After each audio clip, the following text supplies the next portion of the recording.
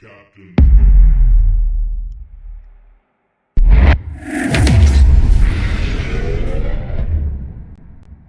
Hey everybody, how you all doing? I hope you all doing well. My name is Isaac Paradise and welcome to the Paradise League Tournament Cycle number 8.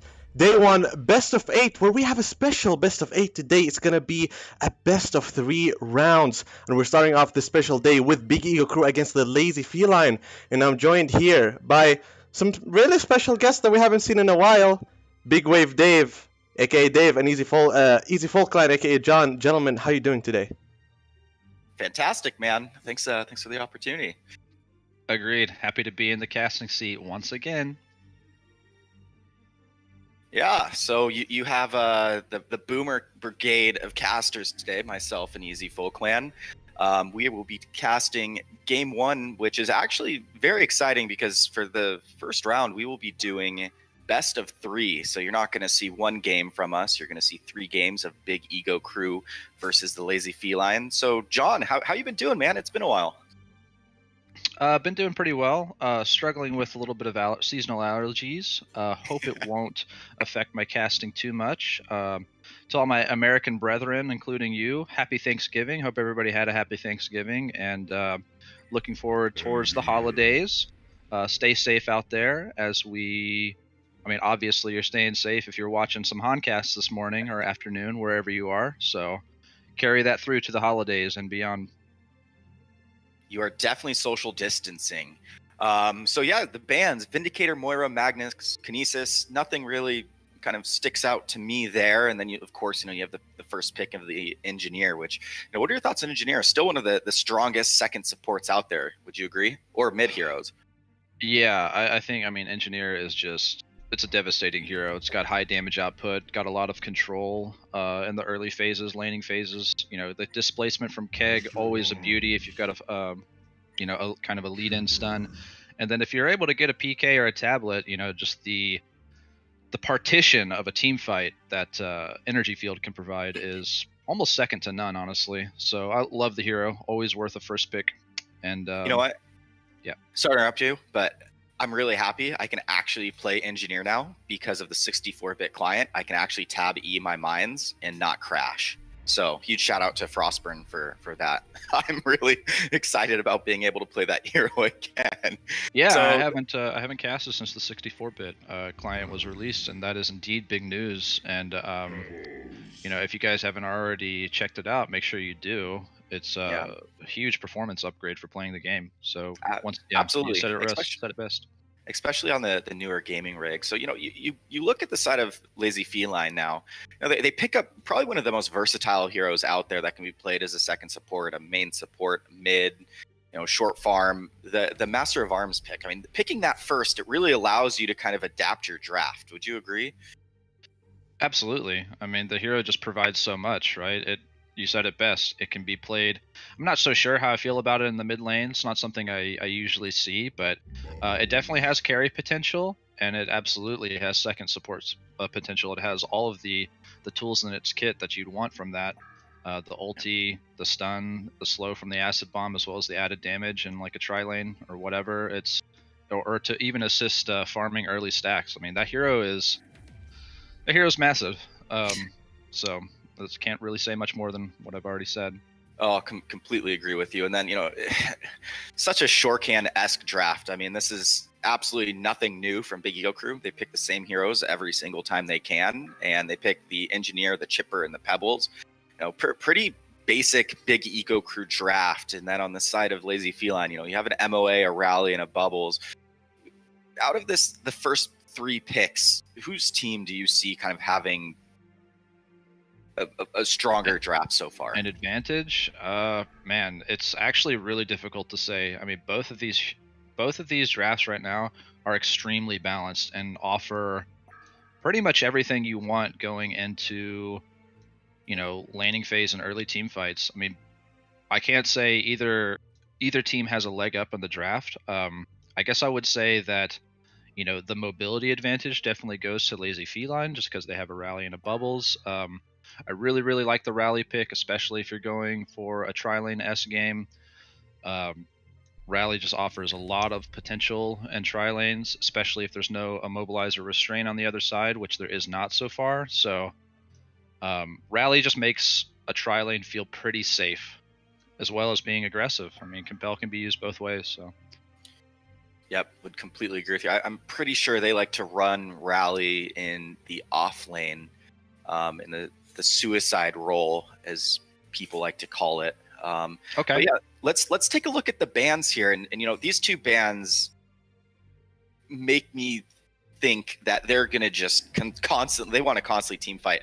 You ban the Sandwraith and you ban the Berserker. I mean, when I look at you mean the Lazy Benzington? Felines, yeah, sorry, the Benzington. I don't know. I saw the BNZ there, and I was like, oh, that's a Berserker ban. Nope, it was a Benzington ban. All good. It's 5 a.m. here, so sorry, chat, don't flame me yet. But when you look at Lazy Felines draft, with the mobility that they have, with a Bubbles and a Rally, and then Master of Arms, Master Call being used to kind of counter gank and save a hero that gets initiated on, a Benzington and a Sandwraith would fit really well on their team.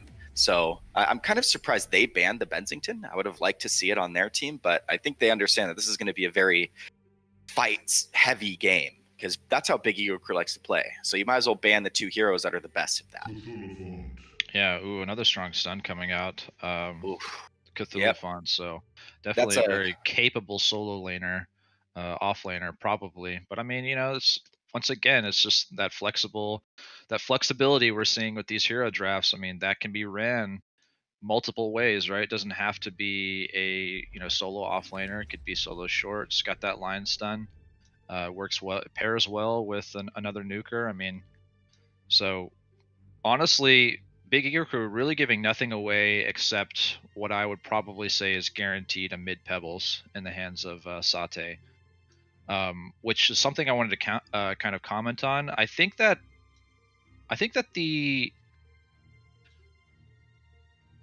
how Pebbles does in the laning phase this game is kind of going to dictate how strong of a draft Big Ego Crew has, I think. And it's going to be very dangerous for the mid laner. I kind of anticipate that Bubbles is going to be going up against Pebbles, and that's kind of a classic 1v1 mid lane matchup. And Bubbles doesn't necessarily have... It's not bad versus Pebbles. There's a lot of poke, but I mean, it takes just that to push a Pebbles out of lane as Bubbles. A lot of poke. And if they do run Engineer and Chipper as the supportive roles, I mean, that's a lot of lockdown. Like, one roam gank means that the lane pretty much goes to Pebbles. And if he gets that early blink, it's a pretty squishy lineup that he's going up against. So... yeah, Pebbles, something to note, though, is you do have the Master of Arms. So if someone does get jumped by the Pebbles, I think that they can Master's Call, and it eliminates the Pebbles combo from essentially working at the earlier levels. But later in the game, I don't think so. And then look at how much CC Big Ego Crew has with a Puppet Master, Cthulhu Font, a Chipper, an Engineer, a Pebbles. That is an insane amount of lockdown and damage. If I was against that lineup in a TMM game, I'm control F8ing. that is a very, very, very strong, very typical Big Ego Crew draft. And then it looks like they are going to run the MOA as like a second support or a support in this situation, as it's played by Salt, and then you have the Swiftblade picked up as the core. So based off the drafts, who has the advantage going into this game? Because I look at Big Ego Crew's draft and I'm like, holy crap, that's a really strong lineup. Yeah, I agree completely. I think that Big Ego Crew has a slight edge. I kind of do like the physical presence that the Hellborn side has. Lazy Felines, they've got the Rally, the Acid Bomb, and the Swiftblade, which has a nice mix. But the Swiftblade ulti is obviously all physical and a lot of it. So, they aren't. They have a pretty nice little damage mix, which helps going against Chipper, because Chipper focus buffer, he is going to max that, right? Like, we've seen Chipper in supportive role 100 times at this point, and the build is pretty much max rocket and buffer. Yep. And really the only early magic damage that there's 3 nukes that you kind of have to worry about. You've got the Bubbles combo, the Power Throw, and you've got the Spin. So Chipper helps out a lot, but they do have a lot of physical damage alongside their magic damage, so it's not going to be super effective, just effective. Yeah, But you know, it looks like both. we've got a dual lane going top. Yep, both Sorry. aggressive dual lanes are very strong, high damage output lanes. You know, you have the Rally, the Aluna combo, you have the Cthulhu Font and the Engineer combo. You know, when you look at the lanes, I mean, Puppet Master has 568 HP. I mean, he has a little bit of a higher HP pool than what's going on in the top lane here, so it's gonna be a little bit harder to kill the Puppet and the Chipper. I mean, this MOA has to play perfectly, or the combination of the Cthulhu Font Engineer is just going to obliterate him. Yeah. I mean, the spell is called Obliterate. So I mean, honestly, even Swiftblade needs to be very, very careful, very wary whenever he's CSing. If he gets caught in a stun, he's going to lose about half of his HP before he's able to spin. That is my take on it. But I'm actually kind of curious how this bottom lane's going to go. I mean, Chipper and Puppet Master obviously have a lot of ranged poke. But Rally and Aluna, in order to land a kill, I think they've got to be very, very aggressive, kind of right out of the gate. So we'll see how they're able to lane it. yeah, I'm curious to see how both these people dual lane. So, you know, there's going to be, I expect there to be a lot of action early. As you do see initiation Trample in on the the top top lane, lane. the trample goes out. Look at this damage onto the MOA, as I mentioned. You know, he's actually going to have to now buy a health bot. He had, he's sitting at 100 HP now. I mean, the hero only has 473 HP, and the trample and the keg basically took a 3/4 of that. So, nice aggression early. And, you know, you fail to see Lazy Feline do that early aggression. I mean, they are doing some auto attacks here on the Rally, but the Rally being the strength hero farmer, it's going to be kind of a little bit harder to bring him down. I mean, he's already lost 30% of his HP, and, you know, the top lane is going swimmingly for Big Ego Crew right now because of that early aggression. Now it's basically a 2v1 at this creep wave while Master of Arms tries to collect himself over here at the pool camp. He's going to be more or less max HP by the time he finishes clearing it. But yeah, I mean, Big Ego Crew doing a really good job in this top lane early on. Keep your eyes on this mid lane matchup as well. Like I said, this is a bit of a classic matchup, Bubbles versus Pebbles, and they, you know, it looks pretty even so far, but you know that can change in the blink of an eye if with one misstep, honestly. Yeah, the Bubble's actually putting some nice harass there onto the Pebbles. Is, you know, something that you might have missed was the MOA actually, I don't know what he was doing. He pulled and then walked and grabbed a health pot, and he actually went to go place a ward, and he missed some of the XP. However, the Swiftblade was able to get it. So the Swiftblade's actually sitting at level 3 now, which is very nice for him. The damage, and the Chipper is only at level 1, so the kill potential for top lane kind of went down a little bit on the side of Big Ego Crew because of the level advantage gained by Lazy Feline. So a little, yeah, they do have. Oh, I'm sorry. Some harass down here on the bottom lane. They use the puppet show there on the Rally to get some damage down on him. Chipper picks up the level 2 there as well. And look at this harass coming out from the Puppet Master, just right-clicking both heroes and only using a puppet show on the Rally. They're both down to half HP. Yeah, so, what I want to see from this Luna and Rally combo is they just need to try and, I mean, it's really a hard thing to sell right now because they're both at about 70% HP, but they really need to close the distance on this Puppet Master. If they can just compel onto this Puppet Master, I mean, Chipper doesn't have the toolkit to actually prevent Puppet Master from taking damage. So if Rally can close the gap, get the stun combo going with the Emerald Lightning followed by the Power Throw, I mean, they can actually threaten this Puppet Master a lot, but unfortunately they can't do so right now. But Swiftblade is about to be Bloodlust in the top lane. A Trample Keg, it finished him off quite nicely. We missed it because I was ranting about bot lane, but yeah. The result is there. Yeah, I mean, look at the difference in aggression from Lazy Feline and Big Ego Crew. As we actually now have a dive in the top lane. They're going to dive. The MOA now falls. And this is the power of this Cthulhu Font Engineer lane that I was talking about. There's just so much setup potential because it's, I mean, you pick the Swiftblade to counter that, but the trample and the ability to just have the creep stun you, not many players have that reaction time to be able to cast the Q before the creeps hit you. As we actually have a compel now on the bottom lane. This Puppet Master's taking a lot of damage. He does a really nice little tree juke right there, but Chipper's going to put out a lot of damage here onto the Rally. Is the Power Throw going to hit? He's kind of animation counselor. They're actually going to swap, and the Power Throw ends up missing on the Chipper. Compel comes out, and there's the last hit from the Rally. So a decent idea right there to turn around and stop chasing the Puppet Master and turn and focus their attention there on the Chipper that was out of position. But I would have liked to see that aggression earlier. It's a tad bit late, given that their top lane is now getting smacked around a little bit by this big fat elephant and an engineer throwing kegs on their head. Yeah, I agree. It's kind of hard to go a little bit. I kind of see the struggle, is what I want to say. Trample coming on to Moa in the top lane, followed by a keg. He's so low. Cthulhufon's getting spun on, but Hero's just so tanky. Nothing's going to come of it. Yeah, so another kill coming in the way of Big Ego Crew. The Swiftblade spin really didn't do very much damage to either heroes in that situation either. And that's what I was mentioning. The MOA has to have perfect positioning, not get caught out by that. It's almost like he needs to play from fog and let the Swiftblade go in and they try to get some counter kills on the engineer or something. There's a huge creep waves now pushing in the bottom lane. I would have liked to see a puppet show there on the rally and get some extra damage on him from the puppet who's sitting at full HP. But let's take a look here at the mid lane. I mean, the Bubbles is doing really well. He's pretty farmed. He actually has the Dreamcatcher as well as his bottle, and then the Pebbles has Boots bottle. So yeah, I mean, similar. Pebbles is doing better though, for sure. Pebbles 38-5 versus Bubbles 26-3. So Pebbles. We actually have a Smoke and a Compel coming out onto the Puppet Master down here. This is a really nice rotation here from the Illuna. The Puppet Master is going to fall. So really nice gank right there by the MOA saying, hey, I think top lane's a little bit lost. I'm better off kind of going and rotating somewhere else. And the Bubbles ports bottom as well. I think he might try to get a pick off here on the chipper, as they know that he's probably pulling, but he misses the pull, so he's not really going to give himself away there. So Bubbles missing some crucial XP there in the mid lane. He is going to rotate to the bottom and grabs the Merrick's bounty as Pebbles is actually going to be able to go top and get that haste rune unless someone else goes and grabs it. No, Sate is making his way there right now. So unfortunate little chain of events right there for the Bubbles, rotating a little bit late to the bottom lane. But outside of that, a really nice pick off from Lazy Feline getting that Puppet Master.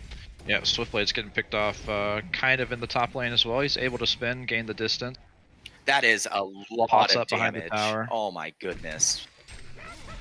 Yeah, this is what I'm saying, where that spin is actually kind of... I mean, you mentioned it yourself, right? That the reaction time that you have to have in order to avoid the creep stun from Trample, and of course the follow-up. Compel in right now onto the engineer. However, the focus buffer is going to absorb so much of that damage, and he's just going to walk away. I mean, they're trying right now to shut down the puppet, knowing that their Swiftblade's struggling. You have a keg toss. Oh my God, what a Kobe! They're going to have the stun come out of the MOA. Great rotation from Sate. On the haste of Pebbles, he's going to come here and just completely bash them down. He's actually chasing more. He's trying to get this rally now. The toss comes out. Is he going to be able to catch him? One more auto attack. Oh, good power supply. Another. The power supply used. Oh, he's getting blocked by the creeps. He's getting so griefed right now. Oh my gosh, Sate. Sate's probably screaming his brains out there. That was really well played by Rally. Staggering his golden apple as well as his power supply to just give him the necessary HP to survive those last two autos. I was actually worried for Pebbles there towards the end of that. I thought his haste might run out, or he might get compelled under tower and he might die to that. So really well played by Jaghar Dig on Rally. Yep, that means I got you. So he's actually taking a name. That's Dutch for I got you. He's actually taking a name out of what you got there. So think if they were on the same team.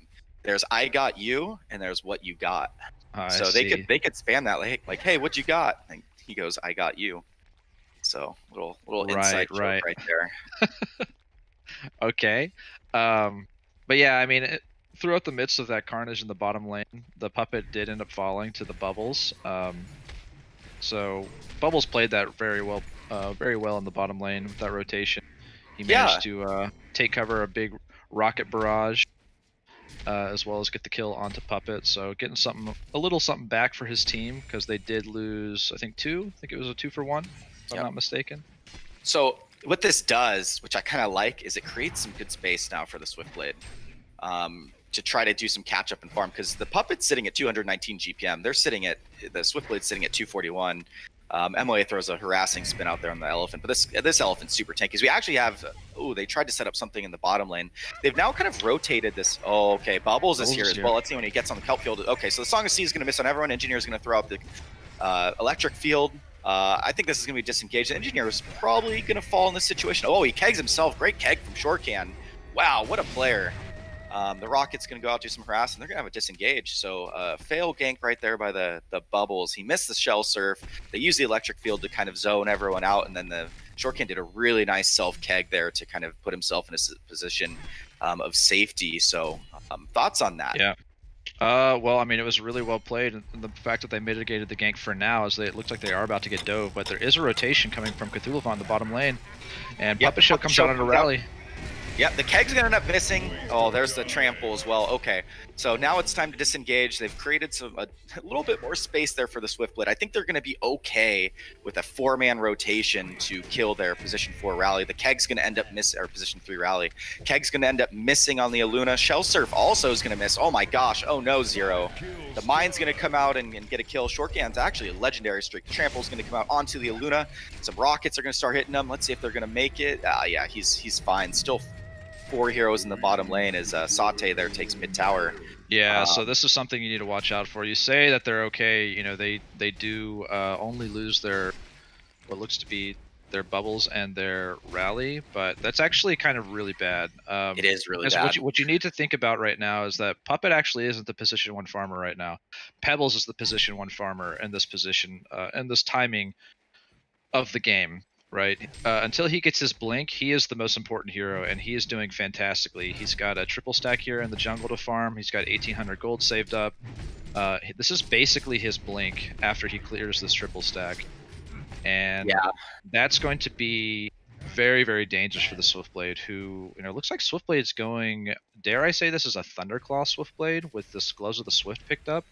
So Swiftblade I think it's an Elder Parasite Swiftblade because he picks up the life steal. Are we going to see an Elder Parasite Swiftblade? I haven't seen that in a long. Maybe they know something that I don't. It's an item I don't typically see picked up on the Swiftblade. You do like to see that cleaver, unless he's not feeling confident to get it though. Yeah. Okay. So you have the electric field come out. Good little it. sidestep right there from the Aluna. The Aluna is going to disengage unless they're trying to get an additional pickup here. They don't want to be too greedy because the chipper is working his way bottom. But you know something else I noticed is this bubble's got to start hitting his shell surfs. He's missed a couple that would set up and kills, and they actually are going to continue fighting down here. The rally's getting locked down. That's Pebbles blink in the long lane. He's going to catch rally. Oh, actually, Stalagmite's just going to miss. Yep, they do end up getting the kill. But the Chuck won't. The Chuck will not end up missing. They're going to keep chasing this. His portal key is going to be off cooldown here. He back with short can with the nice ward. They're going to jump here. The Mine's going to come out. MOA is going to fall as well. Big Ego Crew laying the hammer down on this bottom lane, asserting dominance, saying, hey, stop touching my Dutch.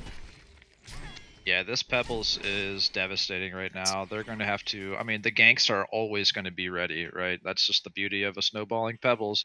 It is. The longest cooldown you have to worry about is Stalagmites on 14 seconds, which matches perfectly with your blink. So, yeah, they're just going to have to be on high alert to Bubbles. This avoid was a dying to cheeky Pebbles. play by Sate. Is he going to catch his bubbles out? He's trying.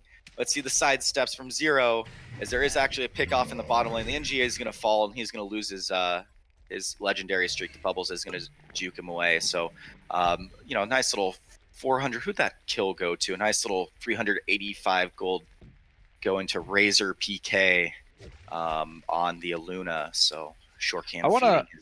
I kind of want to praise the Swiftblade. I mean, you know, so Elder Parasite is a bit of a weird item, honestly. It's something. I'm just going to say it's unusual, right? Not necessarily bad, because it's something that we don't see very often. But I see the reason why he picked it up. I think he was very... Top lane initiation. The Pebbles is going to go in and let the keg onto the Bubbles, and the Bubbles is going to end up falling. Nice little rotation there from Shortcan. And then the bottom lane, you have the Puppet chasing down the Aluna. The Aluna is going to use the E and walk away. So yeah, sorry, go ahead. No, I just wanted to praise Snark on Swiftblade, because I think he was aware of how well Pebbles was doing, and obviously... had the awareness of himself not doing so hot in his early laning phase, so he wasn't going to push towards a cleaver with a decent timing. So basically what this Elder Parasite has allowed him to do with just 2k gold has allowed him to just start farming jungle creeps diligently. Not necessarily the fastest, but it's useful because you have to stay off the map at this point versus the Pebbles in this situation, right? This is a very, very early portal key Pebbles. He got it at 11 minutes. He's at 450 GPM. This is going to be a spell shards. Engineer putting himself in a tricky situation here. He tries to keg himself to do some jukes here. He's going to hide in fog. Shell Surf's going to find him. He's going to end up falling to salt on the MOA. So, you know, let's see. Rally, bottom lane. Puppet Show's going to come out. Oh, the chainsaws do end up missing. but he actually gets pulled back into the chainsaws from the Puppet Master Q. So this looks like it's a bottom tower that's going to fall in the way of Big Ego Crew as they're really putting up the aggression here. I have a question for you. What are your thoughts on Swiftblade? This is kind of an argument some people have is, do you have to get Cleaver on Swiftblade? Because he can farm with the spin. What are your thoughts? Is a carry Swiftblade? Do you always want to get the Cleaver, or is it a situational item? Is it a core item? What are your thoughts on that? I wouldn't say it's core. I would say it's actually. Oh, Pebbles initiation here on the mid lane. He is going to pop. They were setting this up. This is actually a bait. But look how tanky this Pebbles is. Oh, ends up falling. You called it. And the Swift Slash is going to come out as well. That's a huge feed on the way of Satay. I mean, that was a really nice bait. They baited the bubbles really hard right there. And Zero playing that pretty well. I mean, he is going to end up living through it, and they're going to continue chasing down here. Oh, great trample coming out onto the bubbles. The bubbles going to live through this. Good Luna stun. Oh, unfortunately, the Obliterate is going to get the kill there on the bubbles. So a little bit of a greedy pick for something that would... Oh, wow, what a nice little double trample there. Chipper Rock is getting blocked. Puppet Show is going to come out on the rally. If they can pick off the rally here, it's a good kill. He's going to compel away into safety. So you actually have a portal key now on the Elephant as well as the Pebbles. So they have a lot of setup. But as I was saying earlier, a little bit of a greedy chase. They picked off the Pebbles with a really nice bait. They might have just wanted to disengage, but a lot of nice really things like that setup. Happening in that fight, from both sides, honestly. I mean, you saw you called it in the picking phase, talking about the Master's Call is able to prevent a insta-give from the Pebbles on a certain target, and he was very, very quick with that. I think he saved Bubbles with it. So that was really, really well played by MOA. That is Salt on MOA, saving Bubbles' life, and ended up getting the return kill onto Pebbles because of that. So, and that's a big kill. I mean, Pebbles is having a fantastic game, so it slowed his GPM acquisition just a little bit. I mean, he's still over 400, but Swiftblade was there as well, and ended up. Did Swiftblade get the kill onto Satay? No, that was Moa, but still, I mean, the fact that the kill was there was great. The focus buffer saved Chipper's life against that Bubbles chase, and then to conclude that fight, you saw that beautiful two-man PK trample. So that was a really, really great engagement from both sides, honestly. And something to look at here as well is how well Big Ego Crew prioritizes tower kills. I mean, Hellborn, Lazy Feline, they have the mid tower, but it actually ended up getting denied. So you have 3 towers in the way of Big Ego Crew. They're now saying, hey, we have a gold advantage. Let's go take over this jungle. As they now do the typical Big Ego Crew gathering, letting Dutch do some farming, create some space for him, and put some pressure here on the Hellborn jungle, which they can do. I mean, it's something I don't like is when you put an MOA as a hard support, he's always going to be suffering in levels. So Master's Call, I mean, it's only 200 damage absorb.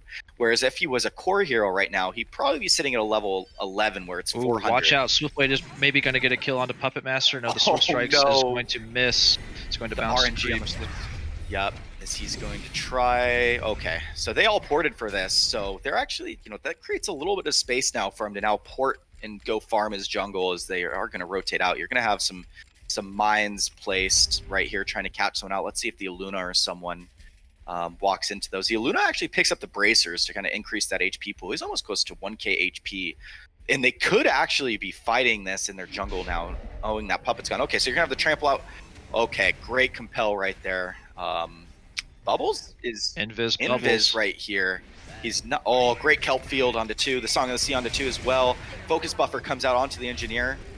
Focus buffer is no longer going to be able to save this NG compel out onto the Cthulhu font. The slam is going to come down. This is the fight that they needed. I mean, it was really nice rotations. The Swiftblade kind of forced the rotations mid at this tier 2 where he did some initiation there onto the Puppet. He forced, the Pebbles back. And the rest of Hellborn or Legion, Big Ego Crew stayed a little bit too long in the enemy jungle, and they're able to get some nice return kills there. So they were at a 5k gold deficit. Now it's only 2k. They're coming back here as the Spell Shards is now picked up by the Pebbles. Yeah, they certainly are, and Swiftblade's been doing, I just kind of want to praise him a little bit more. I mean, like I said, this Elder Parasite's very unusual, but it's like It's actually doing work this game, and it pairs really, really nicely with this no flare blade that he's picked up, and I'm sure he'll raise it to level 2, so he has the purge potential on something like focus buffer. What does he go next? I feel like he needs, since you go Elder, you kind of have to get something that increases your HP pool, because you do take a % extra damage while the Elder's activated. Or is Yeah. it he's kind of waiting for the enemy team to use the Pebbles combo or initiate? We actually have now initiation on the bottom lane here. Pebbles chasing down the Bubbles should be okay in this situation. The Luna's rotating in now. They're going to maybe try to fight this. Are they going to catch out Shortcan here on the NG? So he's going to use the electric field here. It's not going to catch him when the Keg's going to push the Luna away. Okay, Pebbles initiation going to absolutely blow up the MOA. MOA falls. You have the trample in onto the rally. The Seismic Slam's going to end up missing. The focus buffer, the buyback's actually going to come out from the MOA. Puppet initiation onto Swiftblade. Swiftblade's going to end up falling from the Elder activation. Aluna going to get caught out here as well.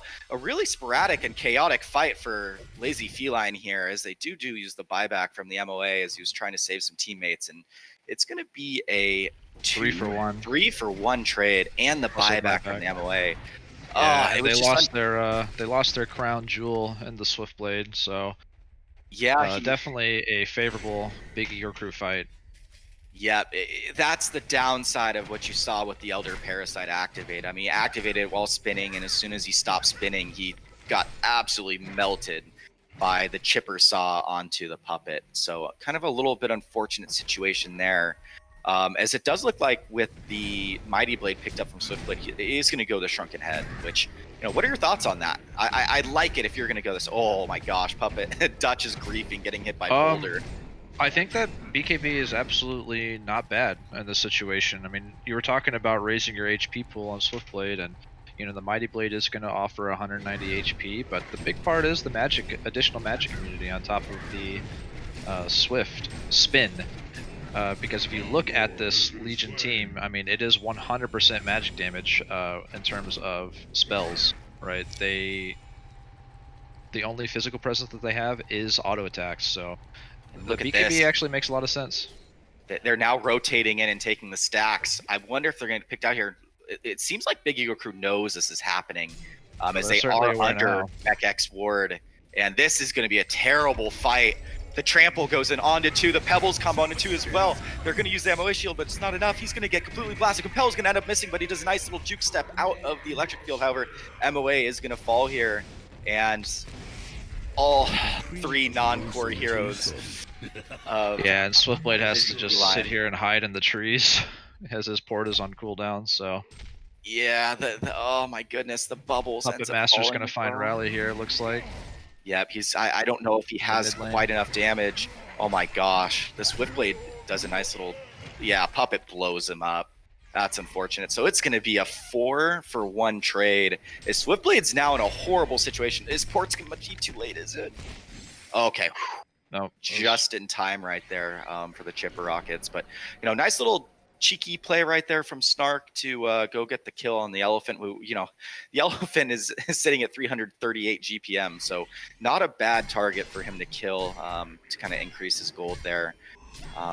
Unfortunately, the rally is going to get picked off as well, but at least Swiftblade didn't die. That's kind of the saving grace right now for Lazy Feline. Is I do believe Swiftblade in this situation is definitely a harder carry than a Puppet Master. I mean, some people might argue with me there, but a 6-slotted Swiftblade. The problem is that Swiftblade needs the supporting cast.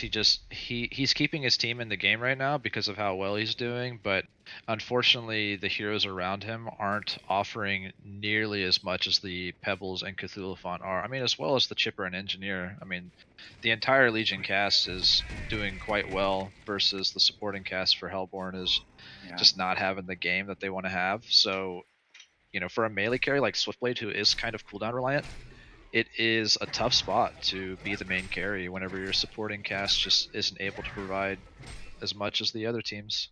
So yep, you see the rally kind of wanted to try to pick off someone if the Puppet Masters was farming their safe or hard camp, but not going to happen as Big Ego Crew's grouping up here and trying to rotate now, it looks like, into the top lane Puppet farming an Ancient Stack.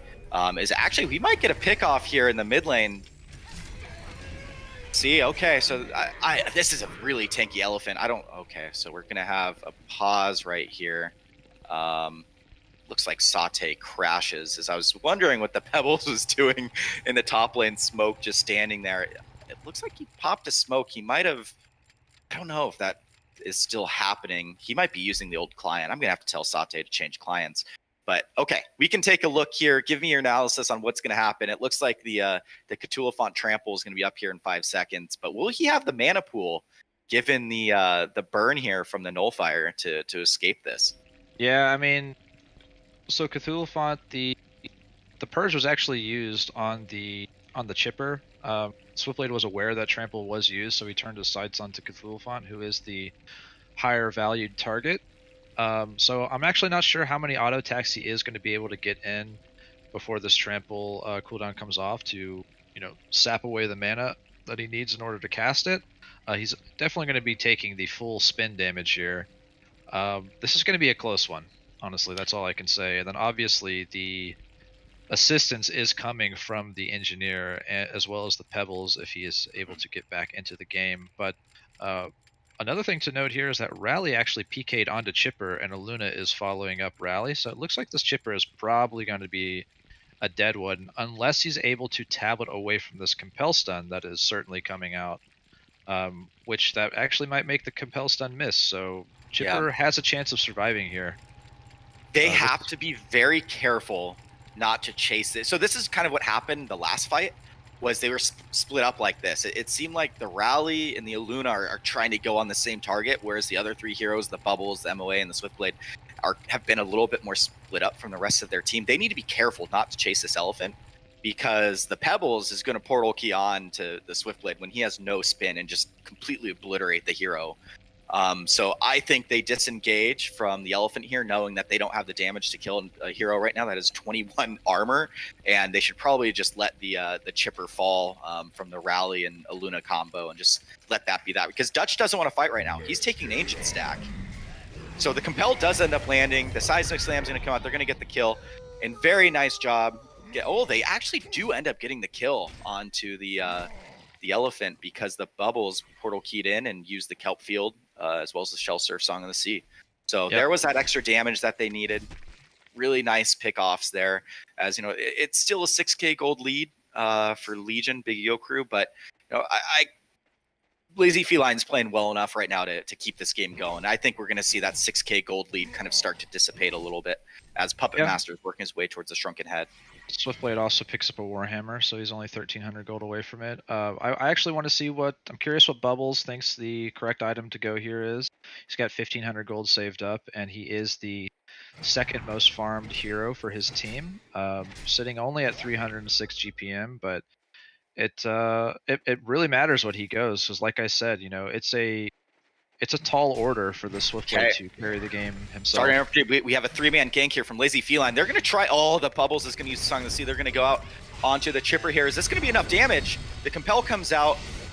They don't have the Seismic Slam, so they're going to turn this fight. I don't know why they're doing this without the Seismic Slam. The Puppet Show is going to come out onto the Rally. The Rally is going to falling. Nice little juke right there. Oh, Zero. Nice dodges right there, Zero. Well played. The Trample is going to come out and hit the Bubbles. You're going to have the toss on the Bubbles. The MOA Ultimate's going to go on to try to protect the Bubbles. I don't think that's going to... he's going to end up falling. Unfortunate. I do not know why they went without the Seismic Slam. Pebbles toss. He's going to toss it back.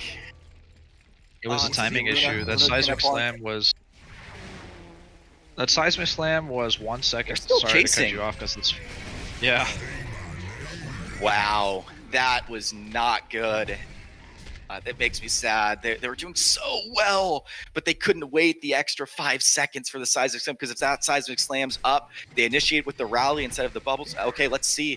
Snark going to try to get a pick here. Does he have the smoke or the dust? Sorry. Okay. He needs to buy dust. Actually, he might end up falling here as the chipper rockets are going to come out as well. Okay, they're going to have the Compel from the Rally. He can't compel him yet. Oh, he's going to end up one hit. Block the rockets. Okay. Oh my god. Wow. That was way too close for comfort. Yeah, the Swiftblade, if the Swiftblade is going to go on the Puppet Master, he has to have the dust. So he had an Invis rune, was going to go in onto the Puppet Master, but you have to have the dust if you're going to go after that hero. So a couple misplays right now, because if he has the dust, I think the Puppet Master ends up dying. I think you just need the dust on Swiftblade as a hero in general, because you actually can lose attacks from Swift Slashes due to fog if somebody is juking you around trees. So I remember I'm not a good player to begin with anyway, and I was like, hey, Swiftblade, why do you have dust? No enemies have invis on the enemy team. And he goes, well, do you know how my ultimate works? And I looked it up, and I was like, okay, you're 200 IQ, I'm 15 IQ. So something for Swiftblade players to know: you do want to carry dust so you can try to get the most out of your Swift Slashes. So thanks for bringing that up. Yeah, John. I mean, Fog of War mechanics in this game grief me all the time, and you know, whenever you have an ultimate ability like that can just straight up cancel your ulti, which, I mean, for Swiftblade it is a very big one. Yeah, you need to know how to work around those mechanics and make sure you don't fall prey to the cheeky little Han mechanics that will set you back if you're not And aware. as we say that, he buys a dust, so he might be watching stream. Doubtful, but yes. You'd love to see check the channel roster. Yeah. Make sure he's not in here with us. So they end up getting the Kongor here, which is great. He's going to probably get some movement speed buffs here. Let's see. Does he go movement speed? Yes, he does. Nice. Perfect. So he's going to take some stacks here.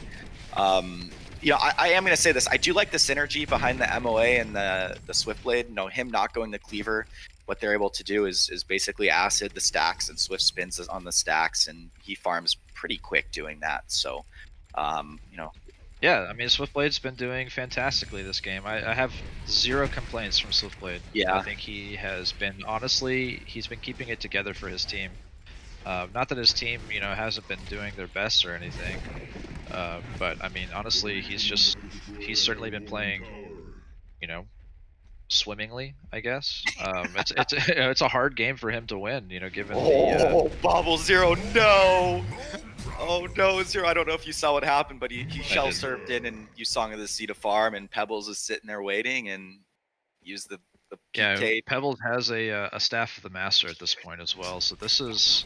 He's sitting at 500 GPM. Sate is playing out of his mind right now this game, but that just goes to show kind of the match. I would have liked to see Hellborn kind of address the Pebbles a little bit more in the mid lane, because, you know, the thing about that hero and the snowball mechanic behind it is you have to address that hero early, and him being 450 GPM at 10 minutes is probably not the best kit for their team, given how squishy they all are. Yeah, in tournament play with high coordination, Pebbles is probably one of the best heroes. Like, it's a top 5 hero, absolutely. I mean, the map presence it provides, it's the fear that it instills into your enemies, right? There are no cooldowns to play around. You know, if you have something like, probably a poor example, just because it's not traditionally a mid hero we see a lot in tournament play, but think about something that functions similarly, a Deadwood, right? When the Willermaker comes out on one of your teammates, you know, that cooldown, at least pre-level 11, I think it has like a 100-second cooldown. So it's like nearly 2 minutes where you're aware that, okay, you know, the kill potential on Deadwood is not nearly as high. But with a mid laner like Pebbles, who, as I pointed out earlier, the highest cooldown is only 14 seconds on the Stalagmites, hey, that hero is ready to kill you as long as it's near you. So yeah, it's absolutely a mid laner that you have to watch out for, and you have to address it in the early situation, which unfortunately they did not. And I mean, you pointed it out as it happened. A couple of early rotations that weren't ideal from the bubbles actually gave Pebbles a free mid lane. I was actually watching in one of those early engagements when, you know, Bubbles, there was like kind of a team fight brewing, and you talked about how like, oh, it was, you know, it was pretty good. They're putting a lot of pressure onto Puppet, but I'm just watching this Pebbles just chunking auto attacks on the mid lane tower. I'm like, yeah, that's good. You're keeping Puppet down, but like Pebbles is the carry right now. Like, he's going to carry the game for Puppet to get the late game items. Yeah. And you know, one thing also that I see from Lizzie Feline that's kind of hurting them in the situation is how under-leveled their position 3 rally is. And the rally at this point should be level 16, trying to get solo pickoffs. He's actually going to fall right here. They're going to use the Puppet show. Oh, he gets deleted. However, this now puts the Puppet in a situation to get ganked. Let's see if they're going to counter this. Okay. So this good Good tablet right there by Mech. As the trample is going to go out onto the Swiftblade. The Swiftblade pops a Shrunken Head. Pebbles toss goes in onto the Bubbles. The Bubbles ends up falling. Swift slashes on. Oh no, he's in trouble now. He's going to fall in on the electric field, get hit by the keg, and he gets deleted. This is not looking good. The trample is going to fall out onto the MOA now, and that is a 4-for-0 trade, and they're now at a 16k gold lead.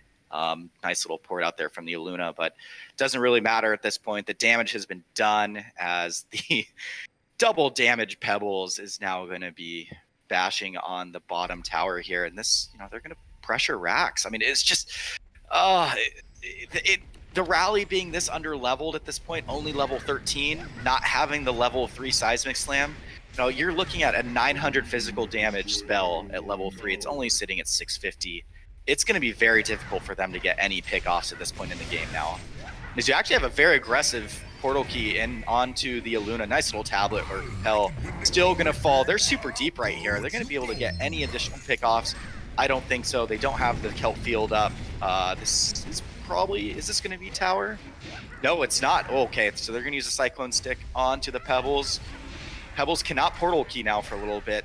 Rally going to go in onto Dutch, actually able to pop the Shrunken Head there, and he's going to survive. So Rally ends up falling again. The Rally's died 7 times, which is probably the reason for that huge issue of not being level 16 at this point. But thoughts on what you saw in that last engagement, because kind of just it seems like Lazy Feline, the coordination's there, the levels aren't.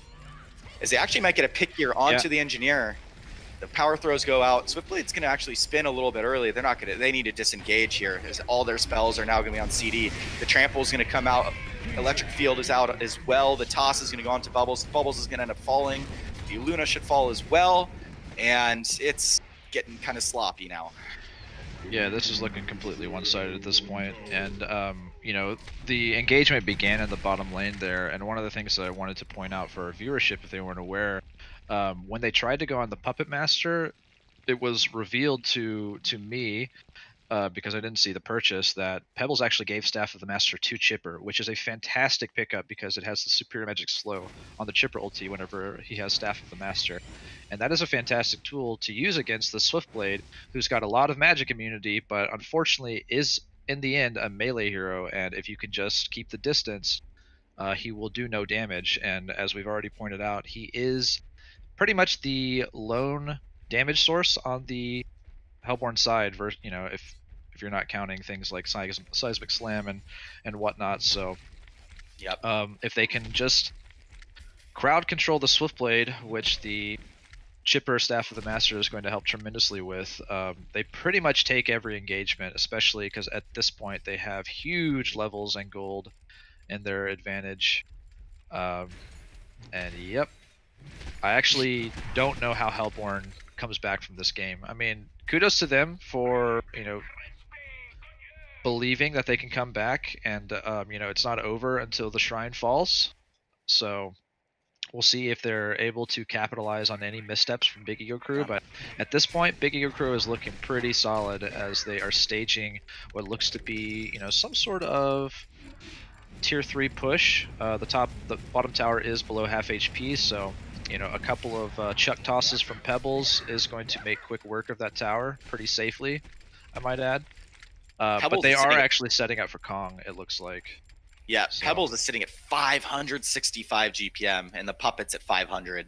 So I think it really goes to show how the other 3 heroes, the Elephant, the NG, we have Initiation. Ooh, okay, they're going to disengage there. It looked like they were going to try to do a little jump here in the mid lane. But kind of going back to what I was saying, John, Easy Full Clan, is look at the supporting cast and the impact that they've had versus the supporting cast and the impact of Lazy Feline. I mean, instead of dying a whole bunch of times, they're being involved in a majority of the kills. I mean, yes, Shortcan's died 5 times, but he's been involved in 17 kills, which has really translated to this Puppet Master being able to go from 200 GPM to now 506. Yeah, I mean, when you look at if you just compare it roll by roll, right? Engineer is playing. Okay, so you're going to have the trampoline onto the Swiftblade. or the MOA, the Swift Slashes is going to come out. MOA ends up falling. Oh my god. Swiftblade gets deleted even through his he never popped the shrunken head. No, I think this is game right here, unfortunately. Yeah, the concede vote calls, and there it is. I mean, I don't know if you just saw what happened, but the Chipper Chainsaw, the Puppet Master, they completely melted that Swiftblade. He wasn't. Oh, I saw it. Unfortunately, his Swift Flashes came out on the wrong target. Pebbles is basically the tankiest hero on Big Eager Crew's side, and his Swift Slashes went fully into him, and then he just got caught by the puppet show after he became vulnerable again, and the rest is history. So honestly, Sate on Pebbles, MVP of that match, really just pulling out a lot of just threatening the other side tremendously with that 11-minute portal key. It just became too much. Kudos to Snark on Swiftblade for trying to work around the presence of a portal key Pebbles that early. But basically, going into the next match, what I want to see is either don't give Sate his comfort Pebbles pick, because we've seen Pebbles in his hands before, and as you saw in that last match, he does tremendous work with it. And if they do give Sate the Pebbles, they actually need to deal with it in laning phase. Kind of goes back to what I said. Puppet is not the main farmer pre Pebbles portal key. Pebbles is, and he's in a very vulnerable position being the solo mid laner. So if you can actually successfully rotate on it,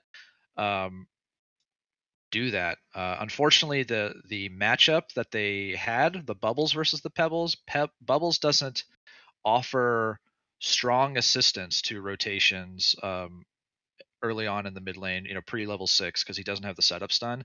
So it's kind of a risky play. So I basically just want to either see them just deal with this Pebbles potential pick appropriately going into the second match, and I'll shut up now. No, it was very insightful. I appreciate the insight, and I think our viewers at home watching do as well. So hey, the good news here is round 1 is best of 3, so we're going to see these two duel it out again. Viewers, thanks for taking the time to watch us, and we're going to be right back with game number 2.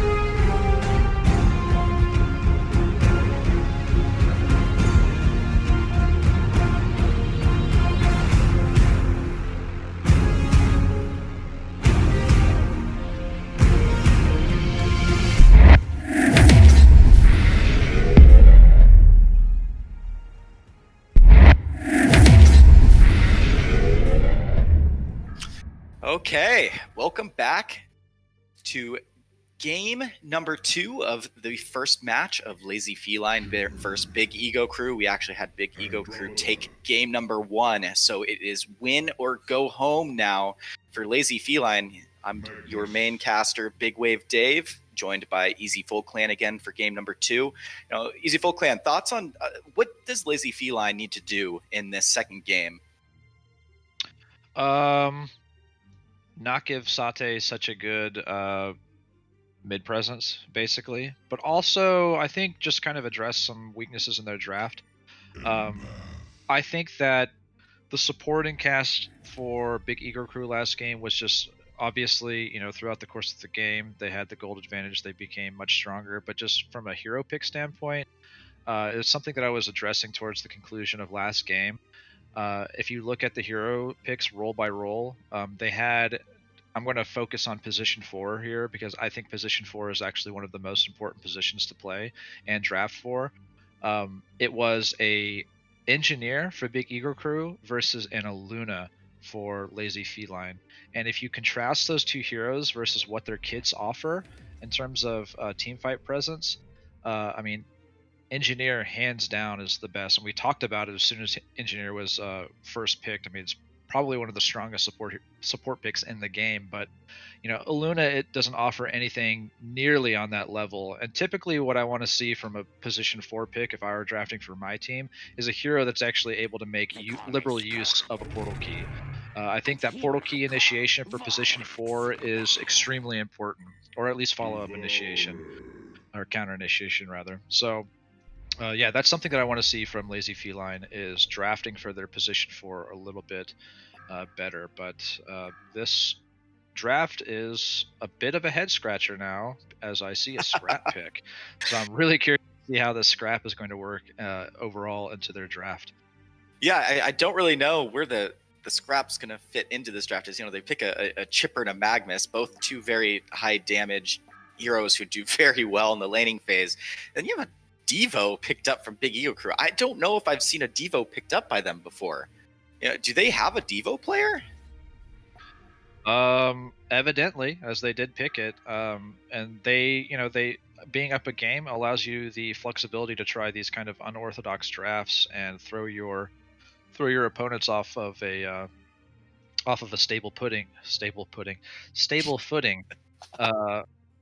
from that. So Yeah, yeah, Evo's a fun hero to watch. So we're gonna see if who's the big hooker this game. Yeah, I'm very curious to see as well. I mean, Hook is if you miss hooks, it can completely turn a fight. So I think that's one of the reasons the Devo isn't really picked up is the hero is so one-dimensional that if you don't hit hook, there's really not that much to it anymore. And I don't know if it's going to be played mid, if it's going to be roam, if it's going to be a farmer. You really have no idea. Whereas in this situation, the scrap, I don't know where the scrap fits into this either, because when you think of a scrap, you think of like this strong pushing hero. And with the Magnus and Chipper, there's just not that much synergy behind the two. As, we now jump into bands. You have the Bensington. Sorry, just before you cover bands, I think that Scrap has a decent amount of synergy with a setup stun like Magnus. I mean, the Mousetrap, it has that delayed activation, and then he's got the follow-up slow from Zoomerang. So, Scrap having, double nukes, both with disables, actually pairs fairly nicely with the setup stun. So it's actually pretty decent in early laning phase. It's not an engineer, say, but it actually does pretty decently. So that's what I'm anticipating here is a scrap Magnus lane going together. And the Torture pick is interesting, and I like it. Big fan of Torture. It's a classic Dota hero. So yeah. I mean, I'm just curious how they're going to lane this and where the scrap fits in. I mean, in this situation, and look at okay. So is this going to be a core Andromeda possibly? The draft is they pick 3 kind of support heroes on the side of Big Ego Crew, and then a strength hero in the Devourer, and that's just very interesting. Unless this is a core Andro, which is something that they're going to be against an Oogie. I love the Oogie pick here. But thoughts? I mean, that it's interesting to me to see this, the Aluna, the Empath, the Andro. It's not something you typically see. Yeah, I think that Aluna is probably a little bit more suited to be a core hero than Andromeda, so I'm kind of Yeah. anticipating a Luna mid, a Luna short lane. But this draft is, well, I'm just gonna say pretty wonky from Big Eagle Crew. I'm not really sure what the idea is. Obviously, I did point out that they have the luxury of being unorthodox this game, being up a game, but it still kind of seems weird. But I'm curious to see how they make it work. So That's a farming Aluna. Let's get it on. Interesting. Okay, so they're going to have Zero on Scrap. I think this Zero, I'm trying to remember now, but Zero likes to play Scrap. What Scrap does is he's able to sit in the mid lane, and because of his passive, his E ability, he gains additional XP for every last hit. So you end up kind of snowballing in levels. And against the Salforus, he should do pretty well. He is going to be playing the mid lane here as he picks up the hatchet. Is it's going to be a Torture Magnus lane. From the draft phase, who do you think had the better draft? I mean, they're both kind of interesting, but I actually think Lazy Feline has a much stronger draft this game. Outside of Lord Salforus does kind of counter out the Oogie there. Yeah, I mean they last picked this the Salforus specifically to deal with the Oogie. If Oogie was on Lazy Feline's radar, I would have liked to have seen them ban out Salforus, but it's actually really tough to ban out Salforus in the final banning phase if the core farmer has not been picked up from the opposing team, because basically if you ban it with the idea of picking it, if you ban Salforus with the idea of picking Oogie yourself, well, the enemy team can actually just read that and flip it on you and then pick Oogie. So yeah, I mean they have a nice little toolkit to deal with the Oogie pick from the Lazy Feline, but overall, I mean, I think the draft favors Lazy Feline, except maybe their mid lane. I'm just kind of, I'm not convinced that Scrap is going to do a good job against Salforus here. I mean, I know that Scrap has a lot of poke. Mousetrap and Zoomerang are actually pretty decent, but it's Salforus. Salforus is notoriously one of the hardest heroes to push out of lane. Yeah, as they're actually going to try to get a pick off here onto the Torture. However, Torture has pretty decent move speed, 320 move speed right now. The Aluna's hiding here. Wow, Dutch is actually playing support in the situation. Shortcan is going to carry. They're going to do the initiation stun onto the Torture. They're going to break. Oh, good double Magma stun there, as the Torture is going to end up being able to escape. Yeah, that Magma surge was key to allow Torture to live there. So well done, Magnus. And they revealed their hand there that they put 3 in the top lane, and Luna quickly rotates down to bottom. So yep, and the Torture has to walk back to base. But I mean, this is interesting. They actually have Shortcan playing the carry Andromeda, and that's something I didn't notice in the picking phases. Or at least the start of the laning phase here, was that they did that. As you now see some contention and some fighting here around the Ice Ogre and the Pestula, trying to get some last hits here on the creep. Dutch taking a lot of damage. Dutch is the farming player for Big Eagle Crew, so I can see, at least from the pick screen, why you would assume that Aluna was going to be the carry. But yeah, I mean, I don't. This is just like I said, they're being a little unorthodox here, a little tongue-in-cheek draft, because I mean, when it comes down to it, Andromeda as a carry hero, not a fan. I mean, just from an objective standpoint, right? I don't really see what the hero is supposed to offer in the carry role, as Salforus is actually getting pretty low versus the Scrap. So 0 on Scrap making me eat my words a little bit, giving Sate on Lord Salforus a bit of a tough time, but we'll see how that transitions into the rest of the game, as Lava Surge comes out on Andromeda, followed by the Torturer stun, but they're going to turn it back on Torturer. And Torturer getting pretty low, but so is Andromeda. Who's going to die first? Wall. Yeah, Torturer does fall, and the Bloodlust comes out in favor of Big Eagle Crew. And Magnus is making the chase for Andromeda, but the Essence Link is going to prevent any further chase. That was a really nice wall coming out from Mech there to block the Torturer's kind of escape route. I think the Torturer is going to kind of be put in a situation to die anyway. However, it just allowed him to kill it a little bit quicker. Is now the fight for trying to kill the Ward of Revelation comes out. So something Dutch is doing right now, he's actually sitting mid. Scrap's level 5 already. And that goes to show kind of what I mentioned earlier, that the extra points in Scavenge, he has it at level 2. Gives him some pretty... Oh, Dutch is this haster in here chasing down the chipper. He's going to disengage. I mean, it's pretty good hero, I think, versus Self, because you're going to out-level him. And then I don't even think he's going to get the ultimate, the Unleash Vorax at level 6. I think he typically waits and holds that for like level 11 or something. So you have Initiation bottom lane. The Oogie is going to be able to get the kill here on the Devo. In top lane, you have more Initiation onto this Torture. This Torture is just kind of dying. Magma stun going to come out. Good wall. Is the wall going to be able? They're going to man up. Andrew with the stun. Power supply comes out. Is he going to melt down from the steam bath? Fortunately, not enough there. Oh, and the Aurora gets the kill there at the end. Very well played by Shortcan there. I was like, what are you doing manning up? No, and he ended up outplaying him right there. Very well played by Shortcan. Yeah, just aware of how many charges he had on his power supply. And aware of the remaining cooldowns from Magnus, so... Yep, well played indeed. Oh, big hook in the bottom lane. It's going to displace Chipper. This is probably a dead Chipper. Nice. All right. Something I was going to say is the Oogie Chipper combo, you know, being able to put... Actually, are they going to get a pick off here on 0 on the Scrap? The Empath has an Invis rune. Kind of camping there in the mid lane. I think he's going to be okay. Yeah, they're waiting for level 6 on South Forest, and if South Forest can get level 6 with a decent timing here, get it. Oh no! Experience is actually allow him to get Undying.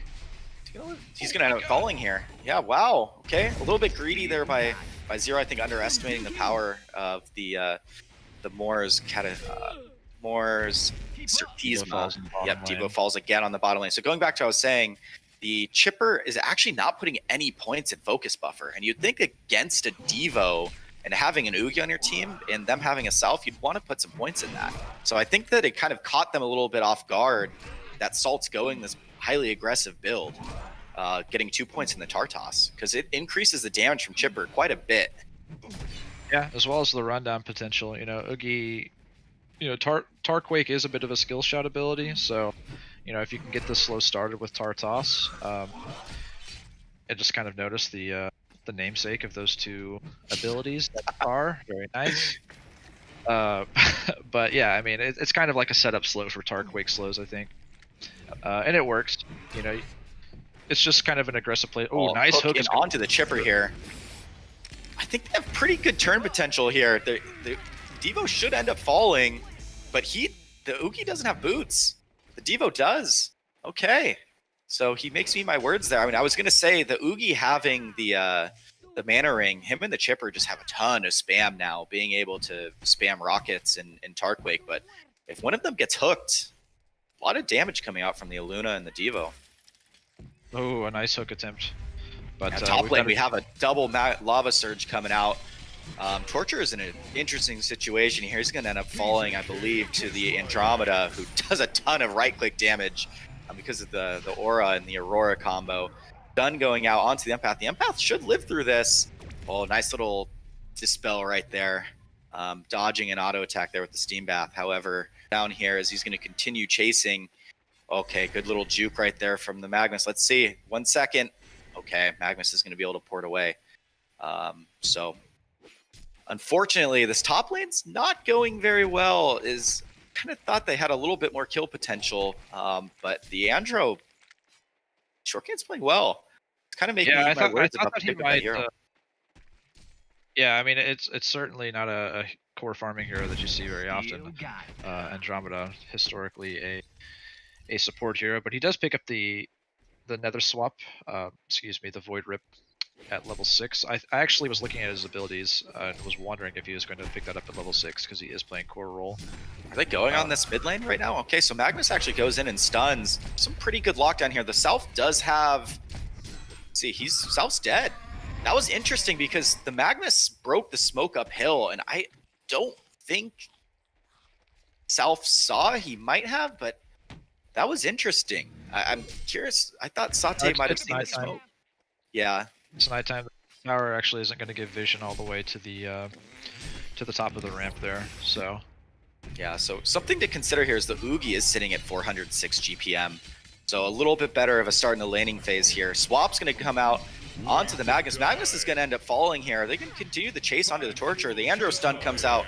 This combo of the Andro and the Empath, that is a lot of damage. yeah, the swap came out to full effect there, as you saw. You know, he was getting chased down by the Torture with Impalement active, and he actually swapped himself away from it and provided another target because it spawns an illusion, so it actually helps further mitigate the damage of Impalement by providing that additional presence. Yeah, So- we might have some action here in the bottom lane as Chippers versus the Illuna here. Hook's going to go out. Hook's going to end up missing. Are they going to try to turn and get this pick here? You actually have a port coming. Oh, the Devo ends up ulting the Oogie. Oogie's going to disengage now as Empath shows himself. So you're going to have 3 heroes now bottom trying. Oh, good wall, but Oogie just walks around it. If that hook hits, I mean, I think that's a dead Chipper. Is actually in the top lane now. They end up. This is a really good pick for them. They end up getting the kill on the Andro, the core hero of Big Ego crew. So they send 3 heroes bottom. They end up getting the Empath rotating the bottom line, ends up getting the Andro killed. So good, smart rotations there from the Magnus and the Scrap. Lazy Feline, you know, a little bit on a little bit of a gold deficit, but not really after they take that tower. It's pretty much evened up. But the two heroes that want to have the farm this game, Oogie and Scrap, are actually doing quite well. So Devour is actually into Chipper and instant kill him. He got melted. Let's see what ends up happening here. The Torture is doing quite a bit of damage. Okay, he's going to fall into the mousetrap there. Going to have falling Oogies here as well in a pretty good position. Empath's going to jump into the Andromeda, and I think it's time to disengage, even though Sate was kind of working through that back line there. The Illuna is incredibly low. So let's see. I mean, both teams have vision right here and know what's about to happen. Oh, Magnus is going to set up a nice stun here. The ultimate ends up getting canceled from Magnus. Lord Salforus is going to end up falling as Oogie has the ultimate popped. I think this is going to be a really good fight in the term of Lazy Feline. Okay, so 4 end up falling there. I guess you can call it 5 because a Devo ended up falling, but you know, the ward from Salt there being able to catch out kind of this cheeky little play that Big Ego crew is going to make. You know, thoughts on that fight? I mean, it was very, very aggressive from Big Ego crew there. I mean, they were, you know, positioned between the first and second tier towers, so certainly at a positional disadvantage by trying to engage there in the jungle. So yeah, I mean, it was greedy and they got punished for it. So Yeah, it's, you know, Lazyman is in a bit of a advantageous position here in the course of the game, now up 2k gold. And like I said, you know, Oogie and Scrap are having a pretty good game here, and I'm actually kind of curious what, you know, where Scrap takes it from here. He is level 10, you know, closing in on level 11, so he's going to have level 2 Vorax, and I'm not sure, we haven't seen it spawn this game, so I'm kind of curious where this first Vorax is going to go, but, you know, wherever it goes, it's certainly going to provide additional space for Oogie to farm, who is now pushing over 500 GPM. Big Ego Crew has the, you know, the token hero counter for Oogie, but, you know, Oogie is a strong hero with or without Salforus opposing him, honestly. You know, basically, whenever you're playing against a Salforus as Oogie, you just hold your ulti. You just tank up and hold your ulti, try to bait that ulti, and if he's able to bait it successfully, and then just kind of disengage for a little bit and then go back in with the active Oogie ult, then, you know, what good was the Salforus in the end? So I think that they work around. he ends up for the Salforus. Okay, Magnus is going to do the stun, trying to get the Invis Room. He ends up taking it. Vorax is actually going to be sent to the top lane here for him to get some farm, because Vorax does actually insta-kill creeps. So going to increase his farm quite a bit there. Take a little bit of Magnus's farm away, though. He's sitting at 800 gold, needs that portal key. You know, what kind of timing are you looking at for this Magnus to have a portal key at, given that he is the position 3 hero for Legion? I think he'll have it around like 17 or 18 minutes, honestly. I mean, Scrap just... I don't know, where did that Vorax actually fall? It died top lane. The Andrew ended up killing him. Yeah. Yeah, okay. It's a quick kill. It's a quick kill bottom lane. This should be a tower for them now, which is going to be very nice, given that they do have a 2k gold lead. You're going to see that kind of spike a little bit as Oogie picks up the Gnome's Wisdom, which now it's team fight time. I think once that Oogie gets that level 11, with this gold lead, I think they're going to group up around the Oogie and start taking some towers. Yeah, as we actually see Scrap getting caught here in the mid lane. The ultimate from the south is going to go out. The wall is going to come out and kind of block him out. There could be a return kill here as the chipper. Oh, great hook right there by Sate. Is going to end up falling to the Dreamcatcher, however. Magnus is going to use a Steam Bath, try to survive here a little bit. Torture is going to get Devo ulted. Is the Magnus ult going to make its way all the way through? It is. And they end up getting the pick on the Devo. So, you know, that's 2 core heroes down for Big Ego Crew. I mean, Zero does end up falling, but, I mean, I still look at that from Lazy Feline and say, I'm going to take that, because this should be mid-tower down as well. Yeah, I think that this mid tower is going to fall. Oogie is positioned very aggressively. He's making his way towards a Nullstone, which obviously it's going to potentially block the Undying ultimate from Salforus. That's almost entirely the reason why he's picking up this item. I'm not sure how big of a fan I am of it though, as honestly, when you see a hero going against you, like Oogie, that you want to place your ulti on as Salforus, I mean, Tablet is a very cheap and effective Nullstone buster, so Oogie's going to have to pair it with a Shrunken Head in order to make to maximize the potential of the Nullstone pickup. But you know, he's got a really good setup right now, as he's almost 600 GPM. So the world is basically his oyster right now in terms of what he wants to transition into. And you actually have the mana boots picked up by the Torture as well. So I'm interested to understand the concept of why they want to have 2 mana boots on the team. Is it more like the Torture is going to be doing his own thing and he needs the mana regen? Actually, a hook's going to come out. Great hook right there onto Zero. Zero is going to end up falling. That was a very nice hook right there by Volca.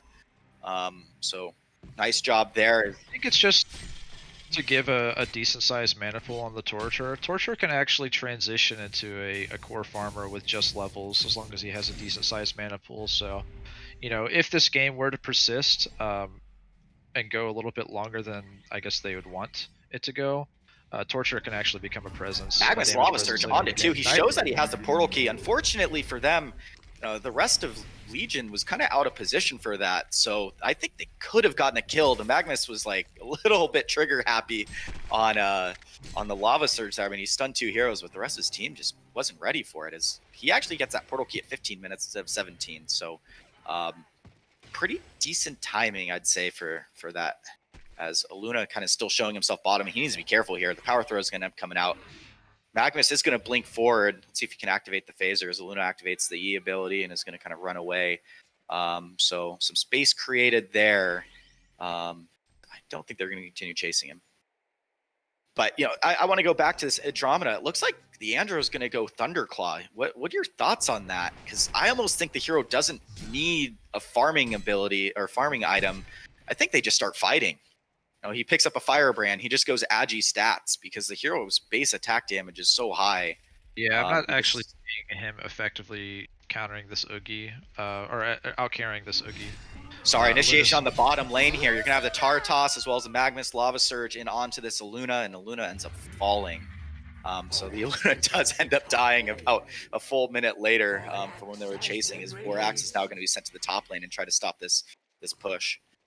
But going back to it, yeah, the Andro's really far behind. Is they need to be careful as the Magnus ends up porting to this top lane as well. They're going to disengage, and I guess that's the nice thing about this Vorax, is it's keeping this top lane kind of continuously pushed out, and the Andro's not able to push and get this tower. Yeah, and I mean, he finishes the Thunderclaw here. They actually end up getting the mid tower, so good job from Devo. But yeah, I'd actually like to see Scrap buy a barrier idol for his team. I think it's going to be a big and effective pickup for his team presence.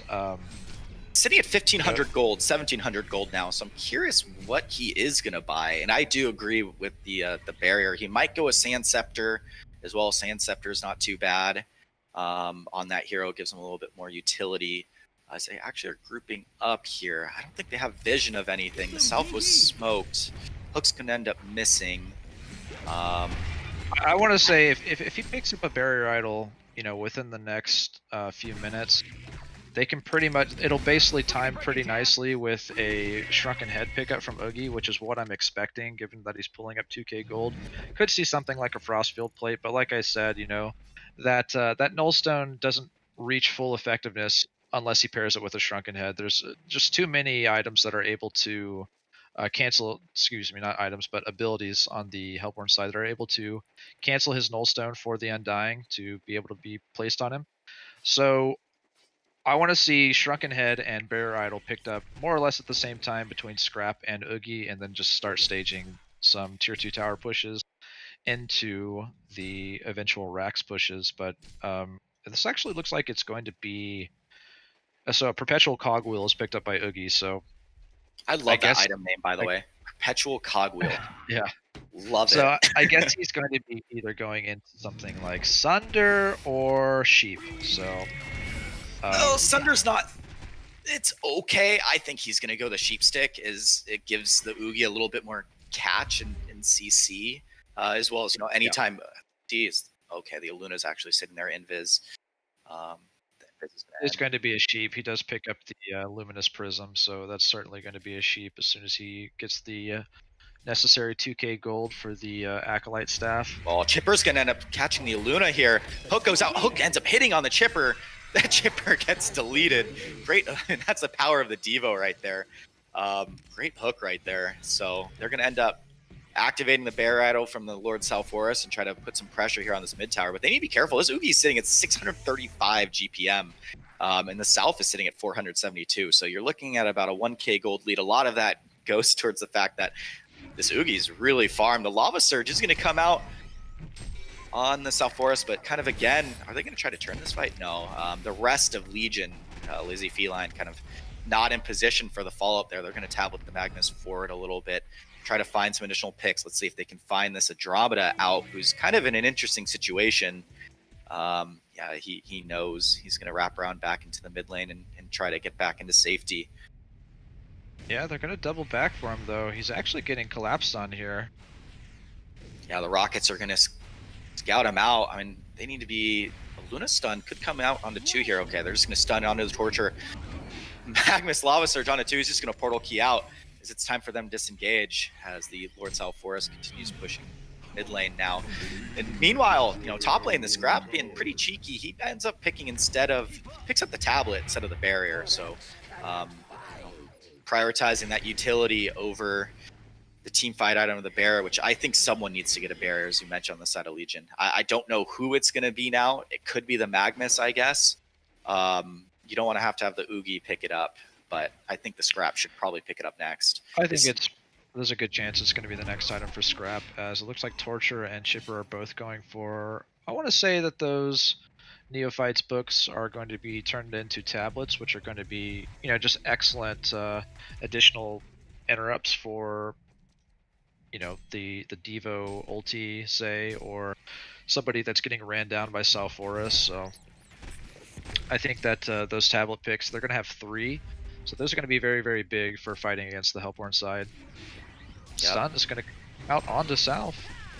Yeah, Stun goes out onto the South. The Chipper is going to surviving here. I mean, they activate the barrier, and with the tablets, South's going to live through this. The Devo is going to land the hook there on the Torturer, and he's going to walk away safely. The Torturer, however, is not. Good hook right there. I mean, that's the power of the Devourer there, is he's really able to turn fights with a nicely placed hook. He's end up picking off the Chipper there. And South, I mean, pretty tanky hero now with the Bear Idol, and given how much magic damage is on the side of Legion. So that's why I mentioned, both teams have a lot of magic damage. Andro with the increased base damage.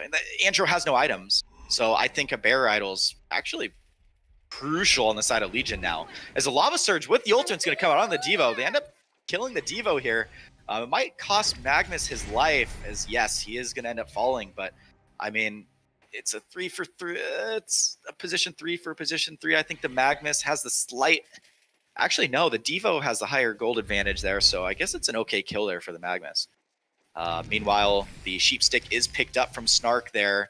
He's going to farm the bottom lane. Yeah, So so he actually needs to make a statement here. I'm actually surprised at how well Big Eagle Crew is doing throughout the course of this game. I basically we touched on it before. We thought that the draft advantage was in favor of Lazy Feline, and the fact that they kind of aren't decisively winning this game is a little bit concerning. Now, Oogie picks up his sheep stick, which, as you pointed out, it's an item that's going to assist in lining up kills for him, with that additional catch. So it basically, in my eyes, needs to be used at this point. Otherwise, why did you pick it up? I guess is the question. Versus something, a little bit more. I think that something like a frost field is going to allow him to farm faster than a sheep. yeah, because Faster. you have Well, the I'm light. honestly, You have it's light about equal. brand picked up now by the scrap. So I don't know if he's going to go Dawnbringer, if he's going to go Grimoire. Kind of interesting to see what's picked up there as they now start pushing this mid lane. And it looks like Hellborn, Big O Crew's not going to try to defend that. Instead, they're going to try to take this this tier 1 top. They do have time to port. They're actually going to disengage, and the Magnus is going to come out and actually try to get the pick here. However, Andro, or the Rocket's going to have missing. The Rocket's did not missing. He might have killed himself here. The Sheepstick does come out onto the Andro. The right clicks from the Oogie as well as the Tarquake, sorry. They end up getting the pick there on both the Empath and the farming Andro. So good rotations there by the side of Lazy Feline, and they do put the Sheepstick to work there. Yep. I'm actually curious what Salforus picked up. I haven't been watching it. I was watching his gold. He had about 3k plus gold pulled up earlier, and now it is down to 800. So he has clearly picked up something. Torture is getting bitten by Devo in the bottom lane. It's going to fall very, very quickly. But I'm really curious what Salforus has picked up now. I kind of feel like it might be a mock, which is actually going to be extremely necessary for his team's sustained damage output. So if he does get a mock, I'm loving it. It's a really, really great item on Salforus. He might be pulling up the... Okay, no, he picked up a Neophytes book, so I'm not really sure what he's going. Is that like a staff? I think it's a staff, honestly. I think he's buying a staff for Devo. I'm calling it now. Oh, the swap going to come out onto the scrap here. I think scrap's going to end up falling. That was a great swap. They tableted, the Empath tableted the Andro forward and ended up using the swapping and put there. I mean, he could give the staff to the Andro as well, because it basically gives him a free shrunken head after he uses the swap ability and reduces the cooldown by a ton as well. Yeah, I mean, that could be an option. I kind of like it a little bit more on Devo because I think that they are kind of relying on these hooks to get some of these team fights started, and as well as just the additional ability or just that additional assistance for holding uphill. A staff Devo is actually extremely frustrating to push uphill against, especially if Devo, say, builds into Jade Spire for his next item. I mean, it's something that you seriously have to worry about. If they pick if they hook Oogie all the way back to the tier 4s, which they absolutely could, or just any target really. I mean, the target is basically dead. It's more or less impossible when both teams are on even footing from a golden experience wise, which they are at this point. It's more or less impossible to dive that deep if Devo gets a staff hook onto somebody and pulls them all the way back towards tier 4s. They're basically dead. So is that advantage that Lazy Feline had. I know they had a 2k gold advantage, which isn't that much. I mean, it's now dwindled. This game is completely even and completely up for grabs for either team. But as you mentioned, I mean, it's going to be very difficult for Lazy Feline to push uphill versus the wave clear from the South Forest, the Aluna, the Aurora from the Andromeda, and then now you have Devo Hook and a possible staff on top of that. That's scary to push uphill against. Absolutely is. And an important thing to note too is that I'm actually Andrew actually might have just been the ideal pick here in a weird way versus this Oogie carry, because the swap can actually cancel through Shrunken Head the Nullstone for the South Forest. And if South Forest actually is going for the staff, he could kind of keep running down Oogie. And for those that don't understand the South Forest staff effect, it increases the damage that the ulti does, but it basically pauses the duration on the state when Salforus is within 600 units of the target that he places his ulti on. So he could potentially just like keep Oogie ulted throughout the entire course of a drawn out team fight. Yeah, Which is what it good for a forces the hero like Oogie to Oogie. do. Yeah, it forces the Oogie to disengage as soon as he gets ult, because he's no longer going to get the life regen from Primal Surge when he activates abilities. So, I mean, this Salve is going to really be able to negate anything the Oogie does. So, you know, great catch on the ultimate ability and what the added Staff of the Master effect does for the Lord Salforus. Yeah, So what does Leech need to do to win this? I mean, Lazy Feline, I mean, I felt like that they were in a good position to win this game, but now looking at the items that Big Ego Crew have, and it's going to be difficult for them to end this game. It is going to be difficult, and it just kind of feels like some wasted gold, honestly, if I can say, from Scrap. You know, Scrap just kind of went some weird items this game. I understand why he went Dreamcatcher, as it's a counter to Salforus's self healing, as well as we'll say Devour can heal himself with his ulti. So it makes sense from that standpoint. But the items that he went afterwards, I'm just not a huge fan of. I really, really feel, I'm just going to say it again, they need a barrier. I don't really know why you would skip barrier against this Legion or the Hellborn team. You know, they are predominantly magic damage whenever you look at their hero composition. So Kongor taken by the side of Big Ego Crew. You have Lazy Feline trying as well. I mean, Lazy Feline takes Kongor pretty slow. However, Big Ego Crew is not going to waste time. They're going to continue pushing the bottom lane here as the Andro rotates into the jungle to farm, because the Andro is only sitting at 392 GPM. It's pretty abysmal. It's going to go up though. I mean, he's got a hyper crown at this point, so he is going to be able to farm. You know, as the game draws on, like the amount of gold available. Lava Surge actually going to hit right there on the Illuna. The Illuna is going to be able to use the E and walk away. The stun's going to end up going on 2. They're going to disengage now, but nice little juke right there from Dutch using the Deja. Yeah, and what I wanted to say is that, you know, basically the Andro can more or less catch up. I mean, I know it kind of sounds crazy because he's like 300 GPM behind Oogie, but you know, as the map opens up, as more towers are taken and more creeps spawn in all of the waves, like more gold is going to become available on the map, and basically Oogie is going to cap out more or less with his next item, and so Andromeda in that sense can actually start to catch up to Oogie, and if they don't actually end the game, it feels really weird to say, but like Hellborn can hold this with the hero composition. Somehow, looking at it, it's really crazy to say that an Andro carry can actually hold the line against an Oogie carry. But, you know, with Salforus, you know, being such a threat to Oogie, and Devo being able to hold uphill, they actually are able to draw this game out. And it's going to be kind of wacky to see, honestly. But I think it goes back to, you know, Scrap not picking up the right items. Like, I would have liked to have seen that barrier and conjunction. Picks up the Grimoire. Yeah, with the Gnome's Wisdom. So I guess the idea behind the Grimoire there is that you can spawn more Voraxes because it lowers the cooldown by 20%. But, you know, honestly, I don't really see what the point of spawning more Voraxes are if you're not going to use them to stage tower pushes, which they more or less cannot do that safely at this point. No, they are split pushing though, so Vorax is going to start pushing the top lane.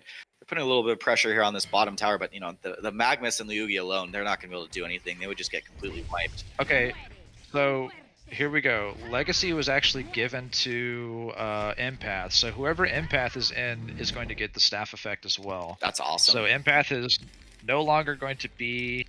But Oogie actually needs to watch out. He's getting swarmed by 4 heroes. And he's all alone. No. The sheep's gonna. He's in trouble. Okay, he activates the Shrunken Head and should be able to walk away here. They're instead maybe gonna go on the Magnus. Is the hook gonna hit? The hook ends up hitting. That's a dead Magnus. Let's see, is he gonna? Oh, the red throw ends up hitting as well. Wow. Okay, so great hook right there by Volca. I guess Volca's been practicing his Devo lately. I'm curious what his hook percent is because he's actually hit quite a bit of hooks. And I'm actually a huge fan of this empath Staff of the Master. It was something I didn't read into, but basically by giving Staff of the Master to empath, they at will have all staff effects on their team, right? So they can actually get a staff Devo if they want it, if uphill is being threatened. And obviously empath can just sit in Andromeda the whole time and give her staff effect as well as the added damage. So it's a really, really nice little combo that they are illustrating here. Yep. Giving empath the staff as opposed to one of the other heroes. And once this Devourer gets the Shrunken Head, he's going to have pretty good lockdown, being able to use the Devourer on a single target and basically lock them down for quite a bit amount of time. What is it? Yeah, they don't have a superior cancel on the Hellborn side. 3 seconds. So it is going to be a full 3 seconds. Yeah. So good itemization. I think that's another thing to look at. The itemization from Hellborn's really good. I mean, look at, they pick up a shield breaker now on the Andromeda. So, I mean, basically with the Andromeda now, they just want to stack some damage on the hero because of the way his passive works. I mean, so Oogie picks up a portal key as well. So he's basically communicating to us as the viewers that he wants to more or less end this game very, very soon. But not an easy task to complete versus this Hellborn lineup right now. They actually are able to hold waves that are pushing against their tier 3 fairly well, and that uphill hook presence is always there, so they can't actually get any heroes to safely, they can't be confident to have any heroes push against the tier 3. Andrew needs to be careful here. They might consider. Oh my gosh, that timing is horrible. The hook comes in onto the Magus. Magus is able to towel himself away, but I don't know if you saw, but the Empath ultimate ended up ending right as soon as the Lava Surge came in from the Magnus, and Empath's going to end up dying, and that's a full 50 seconds without the Empath. I'm curious to see if they can actually get this tier 3 tower now. That's unfortunate. Oh my gosh. Max, yep. Max is crying over that. Yeah, I mean, that might have just been really well played by Magnus because you can actually see the buff timer on the Empath ulti on the other hero. So, yeah, I mean, I think he was aware that Empath was going to drop out and decided to go for the double stun whenever that was about to happen. Could get in trouble here in the mid lane. He's going to get Devo Aten and Power Thrown by the Aluna, who picks up a Gnome's Wisdom and also has a Portal Key and a Dream Catcher. That's a 356 GPM Aluna.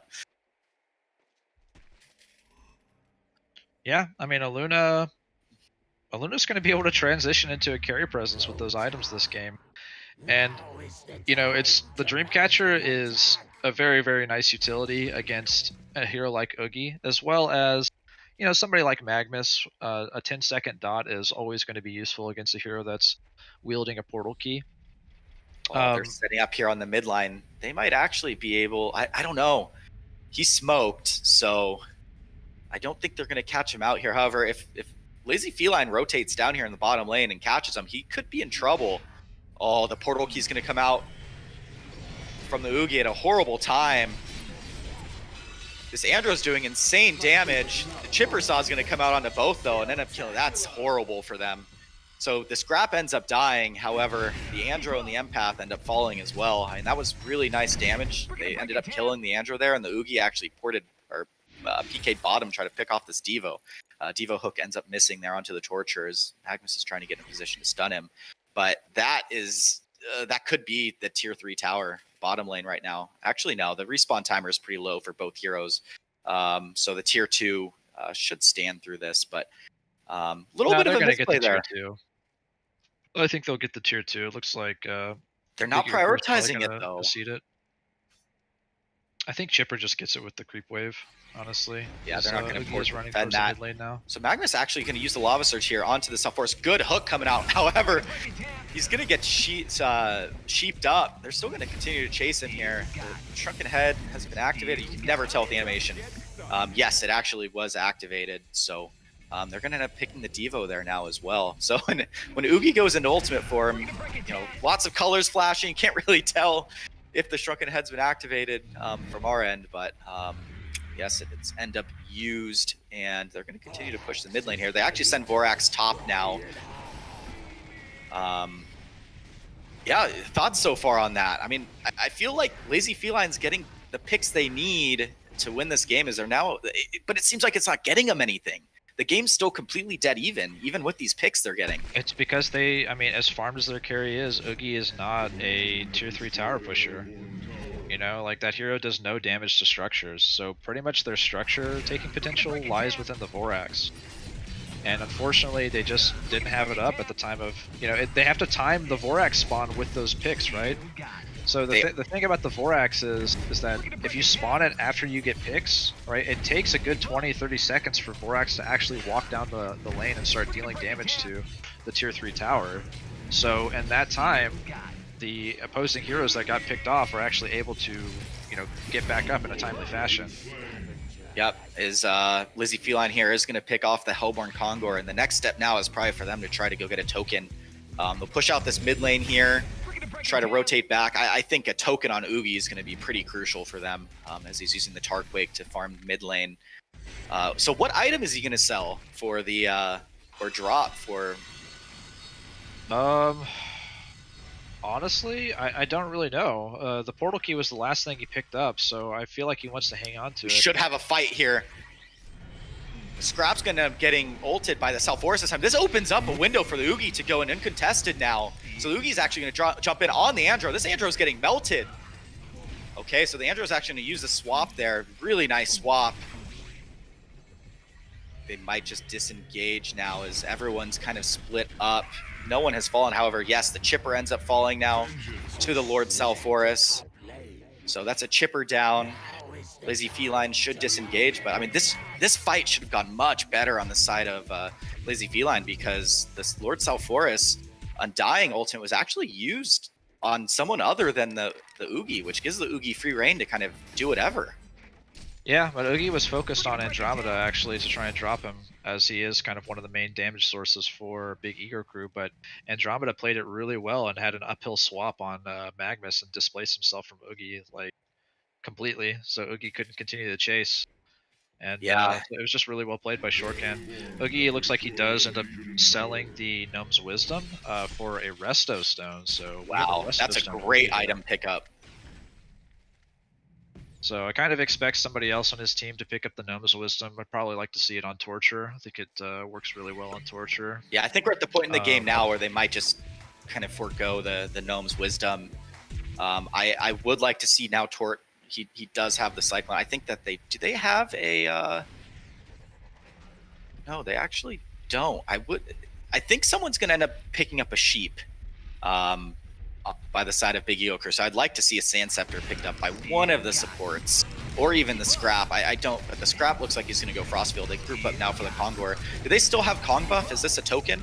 You can never tell how much time is left on the Kong buff. Yeah, you can. You scroll over it. Yeah, they've got 30 seconds on it. So if they kill it now, they're going to get... You're right, 30 seconds. So they're going to get a token here, and I'm kind of curious who's going to hold it. It's kind of an awkward... Okay, it looks like Oogie's going to hold it with... He drops the sorcery boost. I'm not really so sure that's going to work out well for him. You know, it's an odd Look thing how slow he to is. drop. Yeah, exactly. Like the hero has to run people down. Speed. He has 360 move speed. They might actually They might actually catch the Devo here though.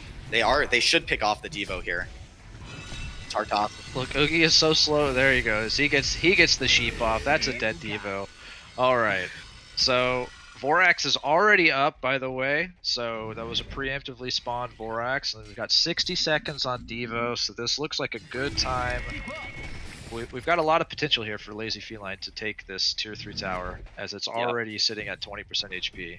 But in the meantime, I mean, Salforus is actually solo pushing bot, while this tier 3 tower in the bot lane is at max HP, started at max HP. He's working on it before Lazy Feline gets to the tier 3 tower in the top lane. So they actually use the glyph. Not sure if he's going to be able to trade racks. Yeah, I mean, burning fortification is a big thing. It allows for backdoors or tower pushes for the next 5 minutes. So he's actually gets pulled in. Yep, Scrap gets pulled in. We have, I mean, the South Forest does have a haste. Oh, huge mad with Lava Surge coming in. However, the Bear Idol is activated, negating quite a bit amount of damage there. I think it's just time for them to disengage now, this is a pretty nice hold for Big Ego Crew, given that they were down a Devo there who did not have the buyback.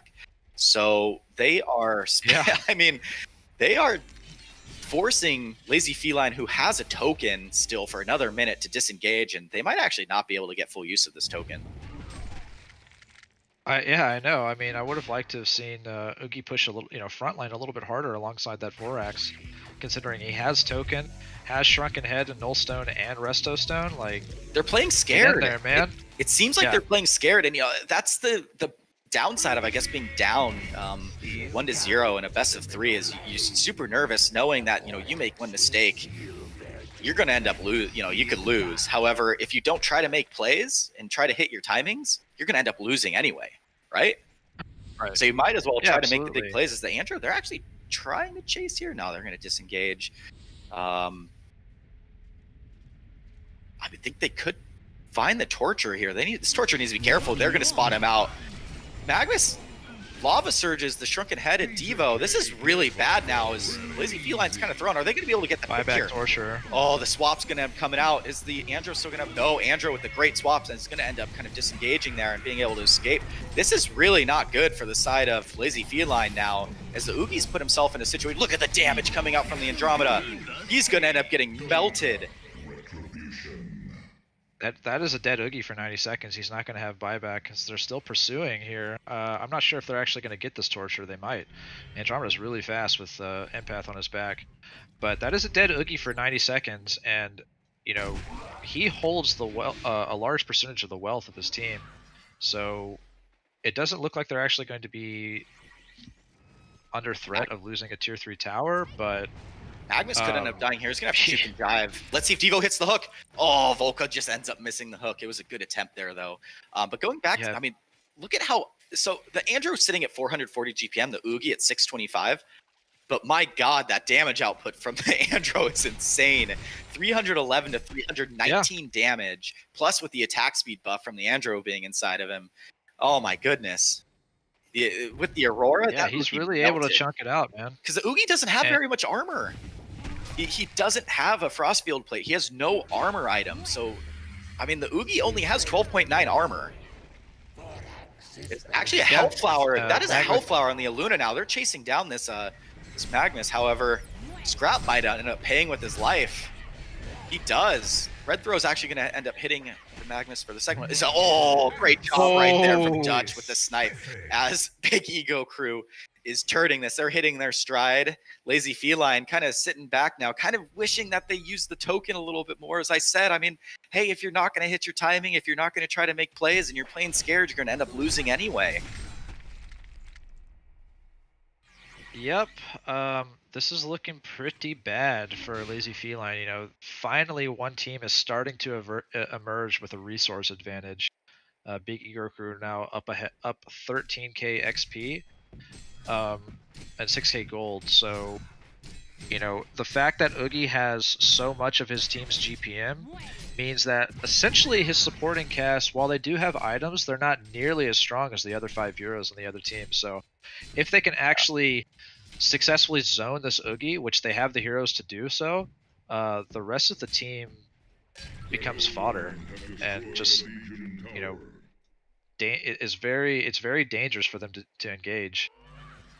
And I think they've been feeling that for a while, but again, I'm just going to drop it. I think it goes back to item purchases. I really feel like as farmed as Scrap was early on in the game and what the hero is kind of designed to do, big beefy monster ultimate that just walks down the lane and pushes towers, like build around, synergize with your hero. Lazy Feline missed their timing big time. Look at how much damage is on this Andro now, and the Lord Salforus ends up picking a full Dawnbringer up. So it's looking very grim for Lazy Feline to win this game, as they now are going to lack a lot of damage, given that they really only have a lot of farm on one hero, and that's Oogie. As the Devo might actually... Is he going to try to make a hook here? He's invis, so just doing some scouting there. But the difference is that Big Eagle Crew has sustained damage on 3 heroes now: Salforus, Andromeda, and Aluna. So essentially, you know, Lazy Feline is having to play around their cooldowns, which is, it isn't a problem if you can get the stars to align, but Big Eagle Crew is just doing a good job of spreading themselves out on the map and continuing their resource acquisition. So they're Oh actually, my God, Dutch! I don't know if you saw that, but Dutch was baiting out the magma lava surge. He knew it was coming and shows off his quick reaction time there, completely dodging the magma stun as he's trying to get the kill on the Borax here. I mean, I gotta be honest. Dutch on the position 4 Luna sitting at 424 GPM. The Devo ends up picking off the Torture here. He's gonna end up missing the hook. He might pay with his life here if he's not careful. Oh, good tablet from the Torture. The Sheepstick is going to come out from the Oogie as he's bashing now onto... Oh, the swap comes out. Oh my gosh, is he going to save the... Oh, the Oogie has to disengage. He actually uses the Resto Stone, so he's going to have another... the hook. So he's going to end up hooking back the Torture. Wow, okay. So, interesting turn of events here. The Oogie is going to end up barely surviving. The Chipper and the Magnus are going to end up falling, but oh my goodness. That shows the power of the Devo there. They completely turned that fight. That was great job right there from the Torture, staying alive, forcing the Devo to kind of... Okay, we have initiation here on the bottom lane now. Scrap? This is going to be Scrap versus he's getting flanked by Oogie. Oogie is flanking, so Deja Vu's backwards. Oh, they have to port top, though. The South and the Andro, the Andro has Rift Shards now. Oh my gosh, that damage is insane. They actually end up getting the kill mid lane onto the Aluna, but they're going to end up paying with the tier 3 down. Let's see, they're going to continue chasing here with the Magnus, but I don't know if the Magnus going to be able to catch this Andro here? I don't think so. Okay. So they end up catching the Aluna, but they end up trading their tier 3 for it. Yeah. It's definitely a great trade. I mean, Big Eagle Crew is just winning the war of attrition here. It's 12k gold lead now by Big Ego Crew. And I mean, it's... So when you look at something like raw numbers, like the 12k gold lead, like it's noticeable, but it's actually, like, it's not that huge, right? Given that this game is almost 50 minutes, like the net worth of both teams, if you actually look at it, right, are actually fairly close, right? If you change your view, you have 90k gold total on Lazy Feline versus 100k gold. So, like, yes, they're up by 12k gold, but honestly, it's not like that huge. The main issue is where are they putting the resources that they have, and this is where Big Eagle Crew has the leg up. Like, pretty much every item purchase that they've picked up is doing something. I cannot say the same for Lazy Feline. Yeah, when you look at the itemization in the Scrap, I love the Frostveiled plate picked up. Felsunder is okay. I don't know where the Grimoire fits into this build. I mean, yes, you get a spam additional Voraxes, but I mean, his auto attacks procs Spellsunder, but like, how much damage is that actually doing? Yeah.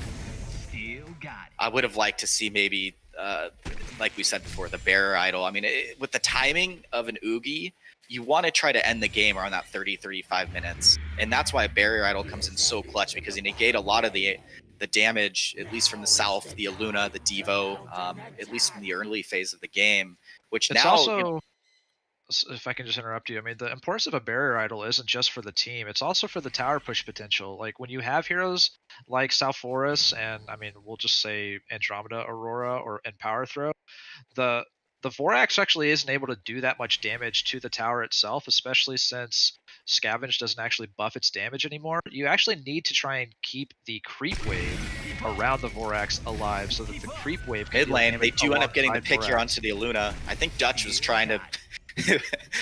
Dutch doing a little bit of throwing right there by putting himself in a not the best situation. Is this, the Aluna being down, that's quite a bit of damage from their side. He does have a buyback though, so it's going to be, Lazy Feline has to more or less be aware of that he probably does have a buyback. But, in the meantime, Salforus is farming the top lane. He's got nearly 5k gold saved up. Kind of curious what he's going to trade for his bottle. Yeah, at they, this they point have the in game. post haste on the Oogie. The Oogie might actually try to initiate here onto the Devo. They do. The Devo's going to pop the Shrunken Head, and he should be able to escape.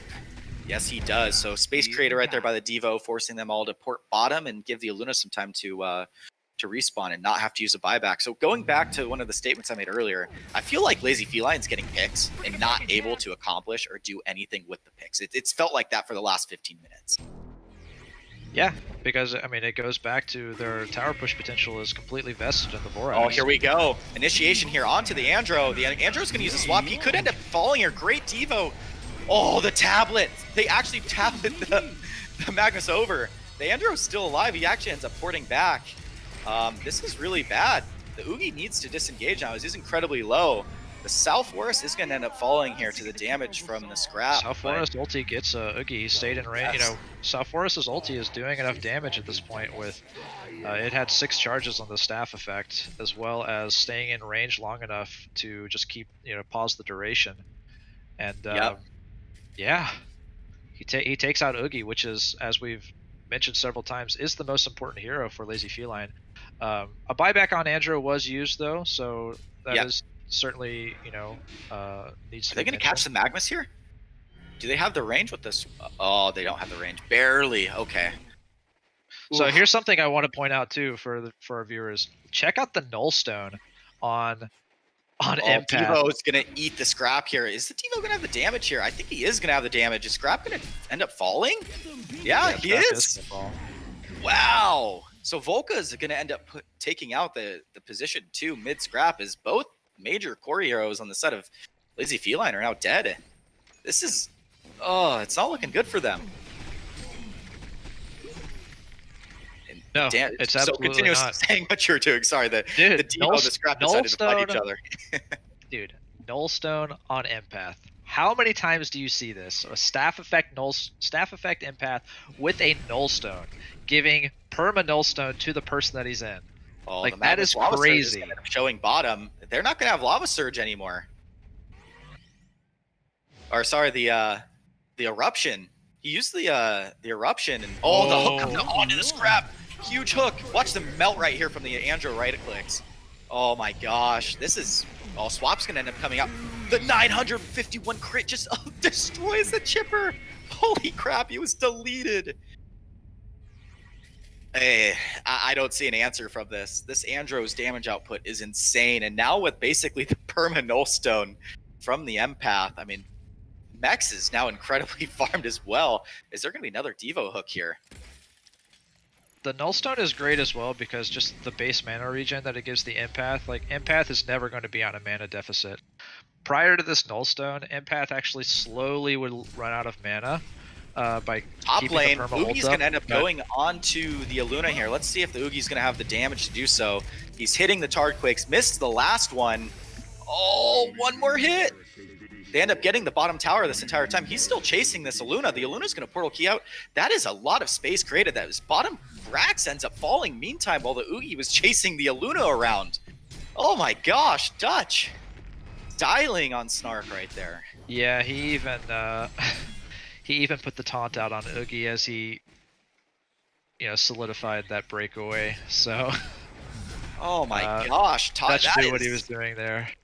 Oh, that is not good for the side of Lazy Feline. That moment right there kind of summarizes how this game was going. I feel like Lazy Feline was so close every single time, but no, now it's going to be very difficult, them being a racks down and how farm this Andro is. Now, the Andro came back exactly like you said. He's sitting at 535 GPM. The Oogie's sitting at 600, and the Oogie power spiked about 15, 20 minutes ago, and they've just been able to do nothing since then. Yeah, I mean, once you cap out on your item slots, like, that's it, man. Like, you need to do something, honestly, unless you're waiting for a big item from a teammate. But damage from this Andro as he's soloing the Kongor. I'd like to see the Andro maybe pick up some like a Whispering Helm or something now and try to get some lifesteal, given how much damage he's doing. It would match really well with some lifesteal.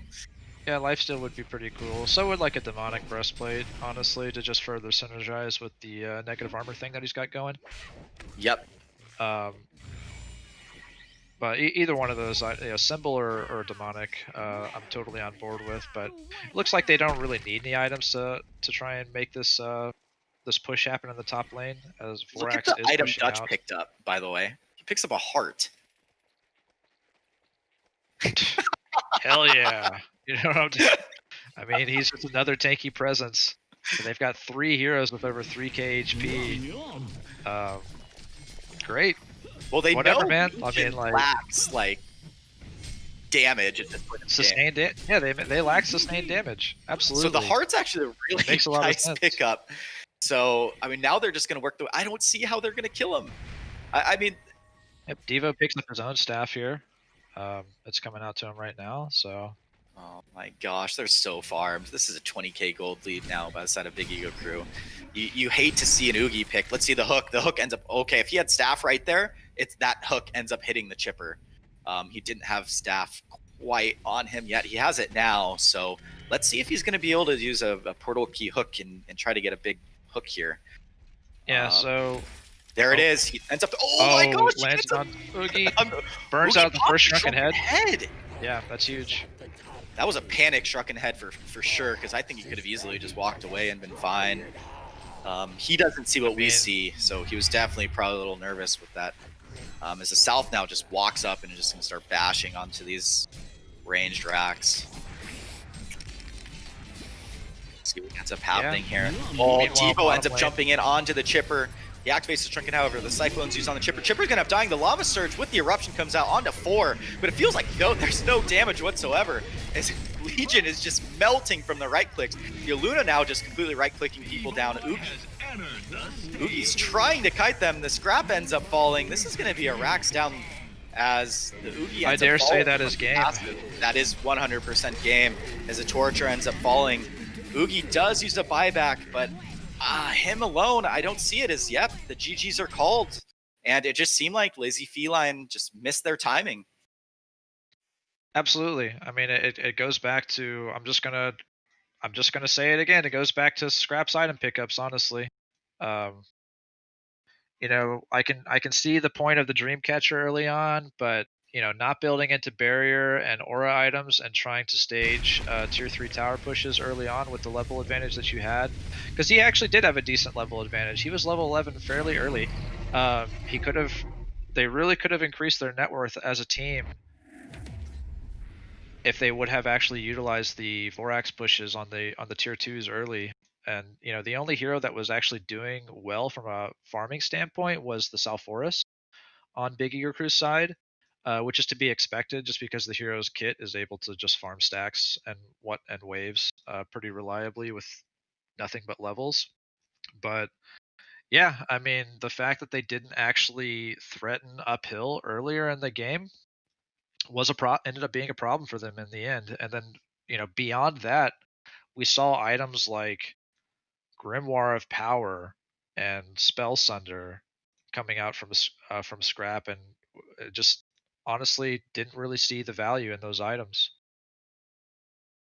So it ended up biting him in the end, biting him in the butt. Yep. However, we do have to commemorate Lazy Feline and their effort versus probably one of the better teams, which is Big Ego Crew. I mean, both games lasted about 50 minutes, so 40 to 50 minutes, which is great against a team that has such high aggression early game, such as Big Ego Crew. But Big Ego Crew going to take the win versus Lazy Feline 2-0.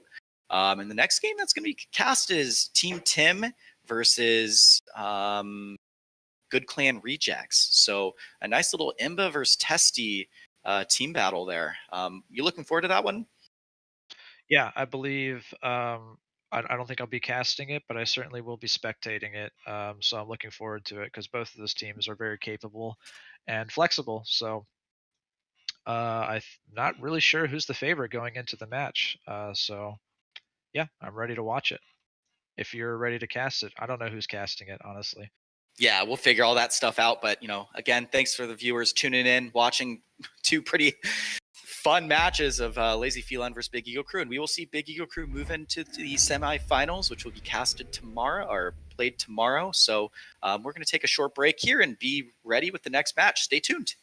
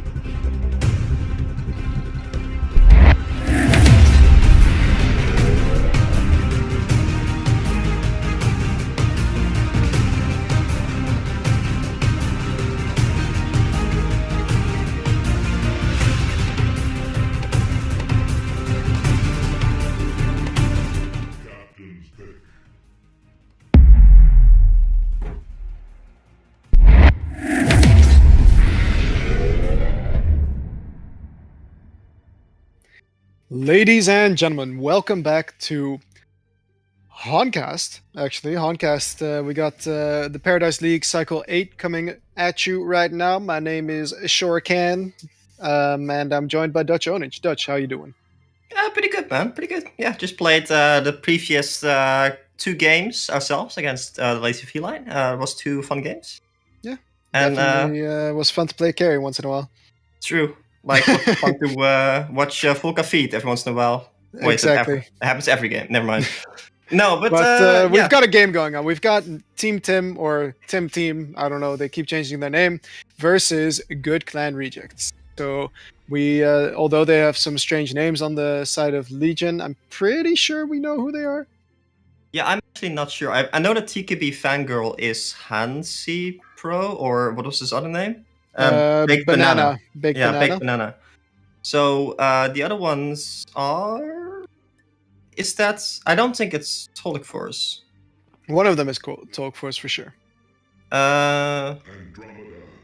I saw Talk Force on UApe. Or is that... No. No, that's someone else, I think. I'm not sure. But okay, anyways, maybe we've it's- got a similar team. Anyways, I think True. it's just a going to be quite a close game actually, because both these teams have actually won a cycle in the past, right? Yeah. Yeah. No, I'm they're not 2 mistaken. like very established teams. A lot of teams, or these teams have gotten like top spots a lot of the time.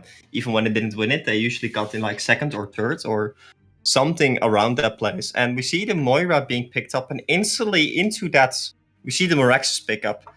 Now, what do you think about that? Well, I mean, Meraxis is just such a direct counter to Moira, but it's really up to the Moira about how she plays it. The only thing is, if you don't have a good carry in the lane who can help your support out, then Meraxis is going to get free XP and also quite some farm. So you need to try and prevent that as much as possible, because Meraxis is pretty much useless until he gets a portal key. He's very difficult to gank, but if he can't get a portal key, he doesn't really have a way to split push or split farm or just burst down waves. So he has a lot of issues getting that gold. So if his laning phase goes poorly, then he's going to be in trouble. And then you see Bennington. yeah. That's a really good hero versus Meraxis, as it's Exactly. just Because Yeah. if you need like something that can initiate so the Moira can follow up, so the Moraxis cannot actually get his W, the shield off, to block the Moira W, or the Moira Q, I mean. But yeah, Moraxis is a very powerful hero, especially when it just can do a lot with Kongs and stuff. It's very hard to gank. It's like, it can slow people down really, and it's a good 1v1 hero, and even like a good suicide hero. But indeed, if you don't have any other catch, and you're waiting for that Moraxis PK to come online before you start doing stuff, you are in a very vulnerable position, because that means you're just not willing or capable of taking team fights until you get that PK and the Moraxis. Yeah, exactly. It's a timing that you have with the Meraxis, and the one benefit of the hero is that it is, when it gets that portal key, incredibly hard to kill, because you can portal key if you get your ulti up and you take damage, but it doesn't break the ulti, then you can still portal key away. So it's a very safe hero in that regard to farm lanes with, but outside of farming lanes, as I said earlier, he can't farm anything very well. So if he gets farm, it's going to be mainly out of being ungankable in the lane. So I hope that the Hellborn side has a way to kill him, because the main issue is usually damage. But Bensington is already going in the right direction, as he just has a ridiculous amount of burst he can... Yeah, and I guess Put some out. other long-range initiation besides like Moira, right? Mhm. It might even be worth to send Moira to another lane that Moraxis is in, if you can like pull it off somehow. But Moira is usually not the strongest tri-laner. You could try to dual mid, of course, but then they would have to have the heroes for that as well. Engineer can do fine versus Meraxis, actually, as you can just level your spider mines and just use them to harass as you throw them on him and then just blow them up. Yeah, and if Moraxis tries to go for you, you can just like kick him away and yourself forward, right? Yeah. So you're relatively safe. But the Moira, what I was going to say, isn't like the best tri-laner because of the low attack range and the fact that the Shards of Harken are... And they Slow. fate banned Forsaken Archer. Oh, right. Yeah, they don't have a lot of extra time anymore. But yeah, Calamity is actually not being used at the moment, as there is a bug going on with the ultimate, which makes it so that people can't run through for a little bit longer. I'm not sure if it's on every single application of the ulti, but it's especially with one of the avatars, I think. The Yeah. So which one we is just it? The 8-bit avatar or something? I don't know. I didn't really keep track of it. But yeah, it's like after you ultimate, you are like rooted basically. You can't move anywhere Mhm. for like 5 or for 3 more seconds or something like that. That's what I believe it is. Yeah, And it should it's get super broken actually because yeah. it just prevents someone from movement, which is like the most It sh- important thing in this game to be able to position yourself properly. So yeah, it yeah, should get fixed next patch. And we see the adrenaline ban. Now that is something I actually like because we know that Tolkforce or I think Matoshka here does like to run the adrenaline, and adrenaline is such a powerful hero. yeah. The only in the late game it does definitely fall off, but just the ability to do all that true damage makes him a really dangerous force. He can one shot every hero in the game regardless of their HP simply because of that true damage based on Yeah, percentage HP. true. And it's like in the early game, it's just so hard to kill him because he can go in. It's kind of the same thing like a doctor in that way, right? Hmm. Because you can go in, kill someone, and go out again. Because with the rush, your mana just reaches so fast. And if you get something like a battery, you can just like instantly be full mana again and do 2 rushes and just like be 1k further away. It is just so hard to catch him if you don't have some kind of instant stun. Yeah, so definitely a good ban coming out, but with all the magic damage from the Hellborn team, they wisely pick up a Swift Blade, but I might have liked a Predator here more. And just simply picking a Swift Blade this early is also quite dangerous because it can get countered. Predator does kind of struggle against the Moira because if you Moira ultimate the Predator, or like Moira ultimate whoever the Predator is jumping, the Predator instantly loses like all his advantage there because he's so slow. You cannot get rid of the slow. The slow goes through magic immunity as well, so even if you stone hide, you're still slowed. And the target that you're jumping also gets a speed buff of like 35%. Yeah, the same And can be said though that it works the other way around as your Stonehide starts to cool down and you have it up faster again without actually being in danger during the duration of your Stonehide as it's extended through the Moira ultimate, and the cooldown of your Venomous Leap goes down. So I think it can go either way. But yeah, you're definitely right that you're able to kite a Predator very easily with a Moira. Unlike other supports, maybe like a Chipper, can't really kite a Predator. So they are going to go for an Arachna, and so they're going to go for a dual core lineup, which I do completely understand versus Good Clan Rejects, as we've known them to play a lot of late game strategies. Although what they have right now looks very aggressive, rather. They have dual core with Lord Sulfuras and Bensington as well, but yeah, it doesn't scream late game to me because Yeah. like the Malikan is up still. We see the Hammerstorm being up still. Oh, yeah, so it could be a dual lane with Bensington. now one thing I will say is like Puppet Master plus Bensington is a really good combo because the Puppet Master can hold someone in place for such a long time that it actually allows the Bensington to just ultimate in there. And Yeah. we see Beans play the Bensington here. That is surprising.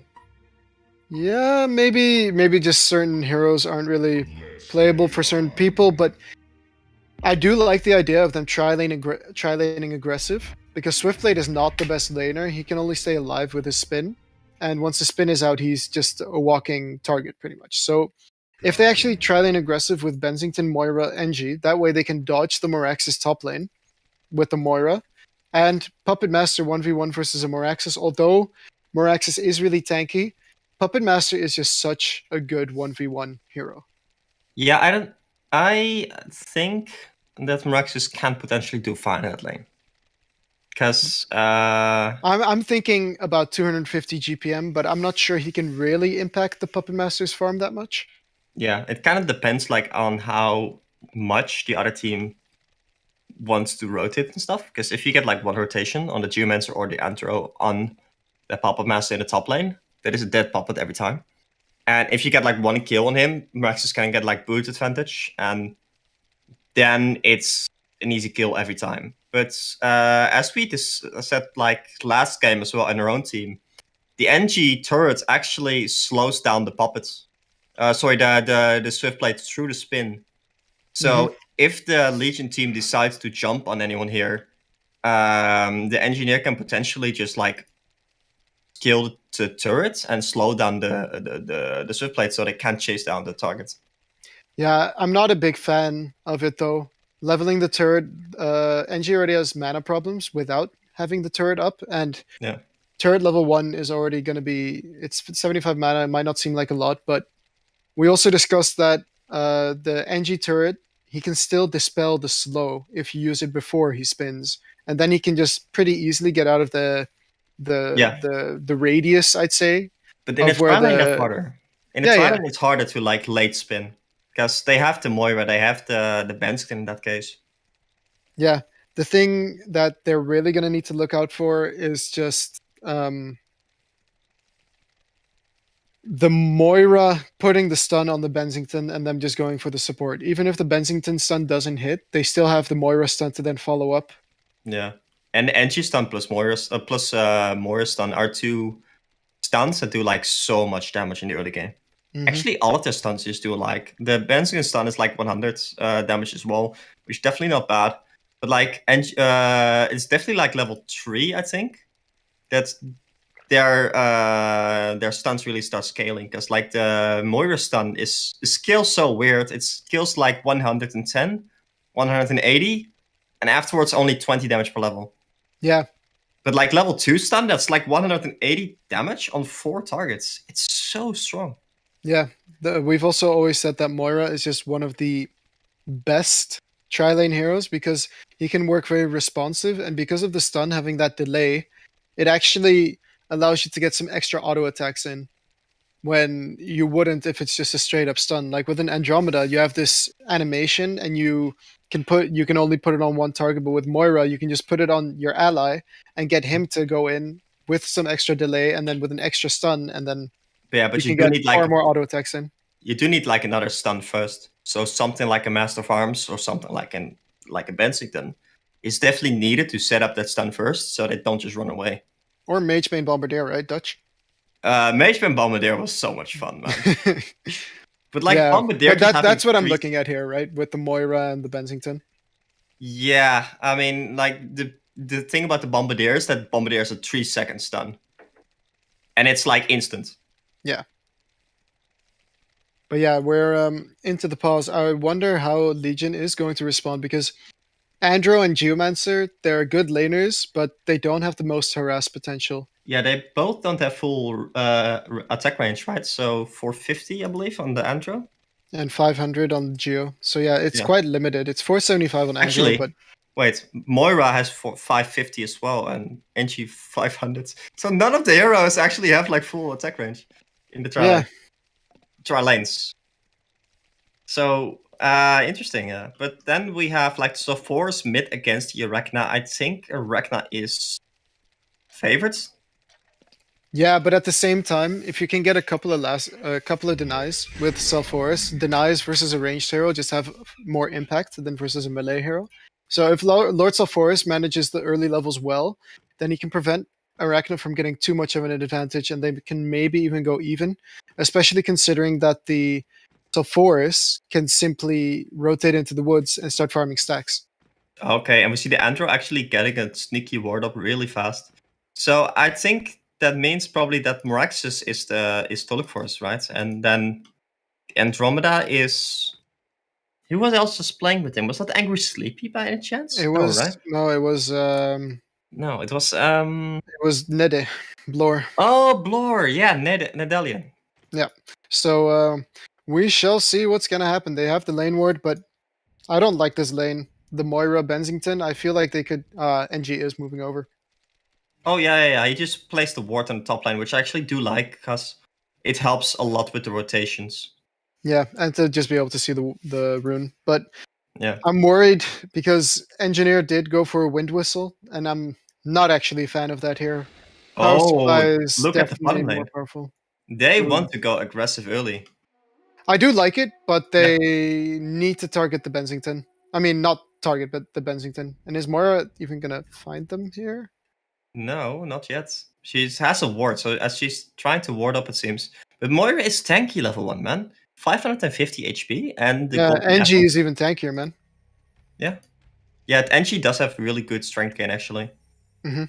But yeah, you really do need the Benskin to just kind of stay in front, because Benskin is just not going to die. And Okay, they are looking for the first blood, though. They're going to be going in, but they're going in on the Bensington. Do they have the damage? They're going to get the spin off on him, but the joust is there, and he's going to be just fine. So what you got, playing with fire, but it ends up being quite bad, actually, for the Legion there. As I did say, do not go for the Bensington. And now, I feel like they have the advantage. yeah. There's far less mana to spam on the side of Legion. And Swiftblade Spin, it's such an awkward ability, having to be in someone's face, especially with the mobility from that Bensington. Yeah, and Bensington, if he gets like that toxic clause, it does such a great like job slowing down the enemies. And There's the sun coming in on the Geomancer with the keg, but nice dig coming out from the Geomancer to get him out safely. And you just have to kill the Andro, right? Yeah, you just have to kill the Andro, or if they focus can, the Andro. if they can line up their stuns with better timing, then Geomancer definitely dies as well. He's the squishiest hero actually on the lane. But it's difficult because the Bensington stun only has 1.25. Andro stun scales, the Moira stun scales. They all become like strong stuns in the later, but right now they're kind of weak. The most important thing is for Moira to get the mana sunder at level 2, and then to just use that as the Bensington initiates. But that means that they have to have very close positioning, so that might be difficult for them. Let's look at the other lanes, though. We've got Puppet Master up to 340 gold per minute. He's doing a good job of harassing this Moraxis a bit, who's down to 200 GPM right here. Yeah, and so Force actually choosing to get that Iron Shield early on. That's probably a really good idea. Yeah, he's also got a lot of regen, but surprisingly though, Swiftblade actually up to 270 gold per minute, even though he's getting quite some pressure from these Hellborn supports. And then you have Lord Sulfuras, who in the mid lane... Oh yeah, you were talking about Lord Sulfuras has Iron Shield, yeah. Yeah. He's going toe-to-toe with the Arachna right now, and Arachna might have just screwed up a bit as he went up far too high, and he's getting a lot of harass from this Lord Sulfuras. Yeah, it is actually an EU server, so it seems like that was just like a misplay from the Arachna there. There was no reason to... Oh, Engineer rotating over with a haste rune. Engineer is rotating over with a haste rune. He's got the keg as well as a mine ready, but he's not going to go for it. There's no good setup coming out from a Sulfuras, of course. And what I don't like is in the bottom lane, right? They saw that the Geomancer was pulling and the Swiftblade was just sitting in the lane there. What I would really like for them to do is just like put a stun on the Swiftblade and just deal some arrest damage, because when the Geomancer isn't there, It was they will the never engine who turn. wasn't there, right? No, but like earlier. Yeah, with the pull. Yeah.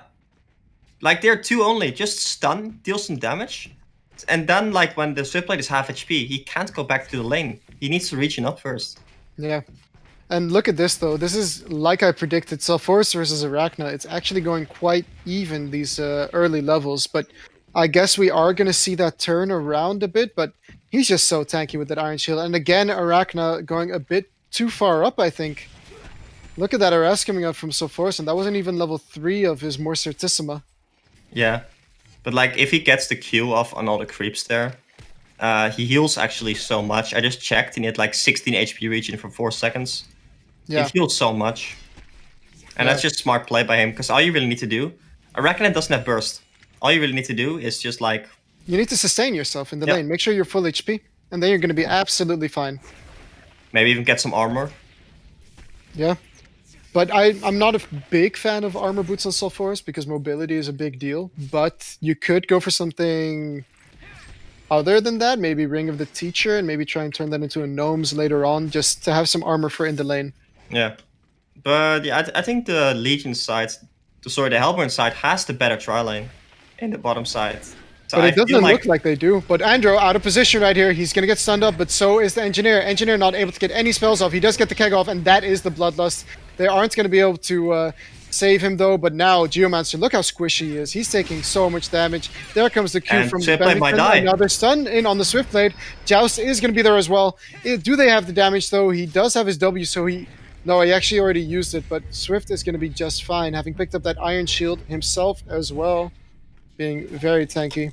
yeah, that's why you need the Toxic claws from the Bensington to really chase down those targets. But yeah, you see like that they just use the spells and the Swiftblade Q having 28 seconds cooldown early on. You just can't do these long fights. Mm-hmm. And top lane, we have... I would have liked Meraxis to pick up an Iron Shield here. I would have liked Morex to just get a bottle, honestly. Yeah, but the Iron Shield, I think, would have been a big deal to just have that 100% block versus Puppet, because now Puppet is having too good of a time here, having 410 GPM actually. Yeah, but it doesn't really help that much against Puppets, because Puppet just generally like kind of auto-attacks creeps and then crits on you. Yeah, that's true. But it And the still crits- yeah, the- definitely gives you some more armor as well. I think it gives you 1 extra armor, because you get a lot of agility from it as well. Yeah, 8 agility. It's like 1.2, I think, armor. Yeah. It's definitely not bad, but do you prioritize it over other things? Because he went for the Wind Whistle, which I actually do like, because it allows him to actually catch up to the Puppet, but Puppet's having Ghost March there instead. Yeah, that's like becomes hard. And Moira actually sitting up the mid lane. He's waiting for the Sapphires to get there. But But Swiftblade is actually still 360 gold per minute somehow in this bottom lane. He did get the kill, I think. Yeah, he did get the kill yeah. on bottom, but he's farming fantastically versus his Oh. very strong tri lane. And they're going in on the Bensington. Spin is there, but again, he can just joust through the Swiftblade if he really wants to. Not sure if what you got knows that, as he did spin a bit to the left, but I mean, and joust. actually, great like awareness from Yuchel here, going to farm the jungle instead of staying in the lane, because he may have realized that the Moira was indeed. Oh, and he might actually get a kill here, as Moira might be out of position. He doesn't have Spider Sting, though, as he used it earlier on Sulfuris, but He cancels the TP. yeah. And now he's going to go back to bottom lane. So it's... Although they have better GPM right now, in total, they have a gold lead. Oh, they might have wanted to go on Bensington there, but they did not in the end. They should really just stun for harass, and that's exactly what they do. There comes in the stun, but the keg was late, and now Bensington's actually just going to fall. So a bit poor communication there coming out from the Hellborn side to not be able to set up that kill properly. And Lord Sulfuris porting home, as he does have the Spider Sting used on him again. And he's And he going to did be go just for fine. armor boots. Yeah, I still don't like it. I would prefer a different type of boots, but someone on this team should get armor boots this game. I mean, Swiftblade and Bottom lane, Arachne. oh wow, Moira just getting dove right here. There's the Joust coming in on the Geomancer with the keg, and that's a dead Geomancer, as Tessie also ports in to help out. Oh wow, Bensington skipping the E. Yeah, I don't think that's good. No, I feel like you shouldn't even max Lance along. I feel like maxing the E and the Q are just far better, because you're able to, especially versus a Swiftblade, when you have those Toxin Claws, you can chase him indefinitely. There's no way to escape, and it looks like he's also going Steam Boots. on the Bensington. Yeah, Yeah, I like that sometimes. When you're going for like a Thunderclaw, I like it. So and look at this though. They are looking to still fight with Testy here, but Geomancer in the woods right there. They're going to try and set up with the Joust, but he's going to hit the Geomancer instead. Puppet Show is there, but Bensington now in a lot of trouble, as he does not have an escape, and DD Arachne Arachne. porting in. He's not able to get an auto attack off on the Engineer though. Is he going to be able to catch anything? No, the Ghost Marchers on Puppet Master proving to be too much. yeah, and Puppet Master is actually getting close to his Shroud here. So maybe they can start doing stuff with that, because the Shroud and Puppets then together with like the Benson Ultimate and stuff is gonna do a lot of damage, of course. Yeah, and look at what Moraxis is doing in top lane, by the way. He pulled the creep wave so that his own creeps would immediately start attacking the tower, and he actually managed to drop the tower to half HP simply by doing this move. So it's a very smart move. He got both the medium camp and the easy camp quite handily. I need to be right back. 1 second, sorry. That's fine. So Yeah, so Meraxis now up to 290 gold per minute. They are going to be able to get the bottom tower on this for the Legion, actually. As Imbaboy up to 430 gold per minute now, spinning down the wave to just get even more of an advantage. He's actually more farmed than the Puppet Master right now. And there's the Puppet Show coming in on the Meraxis with a joust. He jousts both the Puppet and on Meraxis himself, but is the damage there? Yes, it is, as the crit does finish him off. But Swiftblade is there with a port in. He does have the mana, so he's going to try and stick around the creeps, but it's not going to matter now as the spin comes in with the Geomancer's stun. But now Geomancer might be in trouble. There's the stun with the joust, but now Bensington really low. Are they going to be able to catch him? Nice blocks coming out from Kiero Sukulo. They have vision of the Bensington here, but it's going to be Moira who falls in the end. They just need to finish him off. There comes the stun. Not going to matter. Engineer Field is there, though, on the Andromeda. Joust is going to be enough to finish him off, but here comes Arachna. He's still behind them. Nice jukes coming out from What You Got right here, but is he going to be fine? He's trying his best right here. Arachna not able to get an auto attack, but there you have the Swift Slashes from Imbaboy, and that's going to be another kill in the way of Swiftblade. And now Sulfuras has finally moved over, but might be too little too late as Meraxis is on the front lines and he's just too tanky. And he's going to be using his axes and he's doing very well as Sulfuras is just getting absolutely wrecked here and he doesn't get hit by the keg stun, but here comes Morai with Shards of Harkin and it's going to be enough for Meraxis for now. Is he going to fall though? It doesn't look like it. Arachna is still standing strong. Here comes in the Bensington ultimate. Is he going to be able to catch the Meraxis? Yes, he is. Engineer in some trouble. He is going to fall, but Geomancer now going to get turned on. And actually, it's the Hellborn right now with the double tap on What You Got, but Arachna is still more than fine. He's actually going to be in tower range. They're going to be able to find him. Shards of Harkin are up, so he should use it on the Bensington. And he does, and there comes in the Joust. He's going to get in range, and that's going to be enough to kill Beast Soul. In the meantime, Andromeda does just auto-attack the... He does just auto-attack the Moira, and Moira is going to die as well. And meanwhile, Swiftblade is absolutely fine, farming the bottom lane. He's up to 470 gold per minute. Got a Ring of the Teacher on top of his Sustainer, and he's just going to be spinning down waves. But yeah, so I'm not sure if you're hearing what I'm hearing right now, but I'm hearing some background noise from someone who just ditched me on the cast. But apparently it's muted, so absolutely fine. But this game is startlingly even after 12 minutes with actually 19 kills being done already. They're trying to set up on the Sulfuras middle. With the Andro swap, are they going to catch him? No, they are not. Strider's being cancelled by the creeps there, so he's not going to be able to get in range for that Lord Sulfuras. Are they going to rotate to top? Yes, they are. Geomancer does have his Geostalk leveled, and he's got 3 in Earth's Grasp.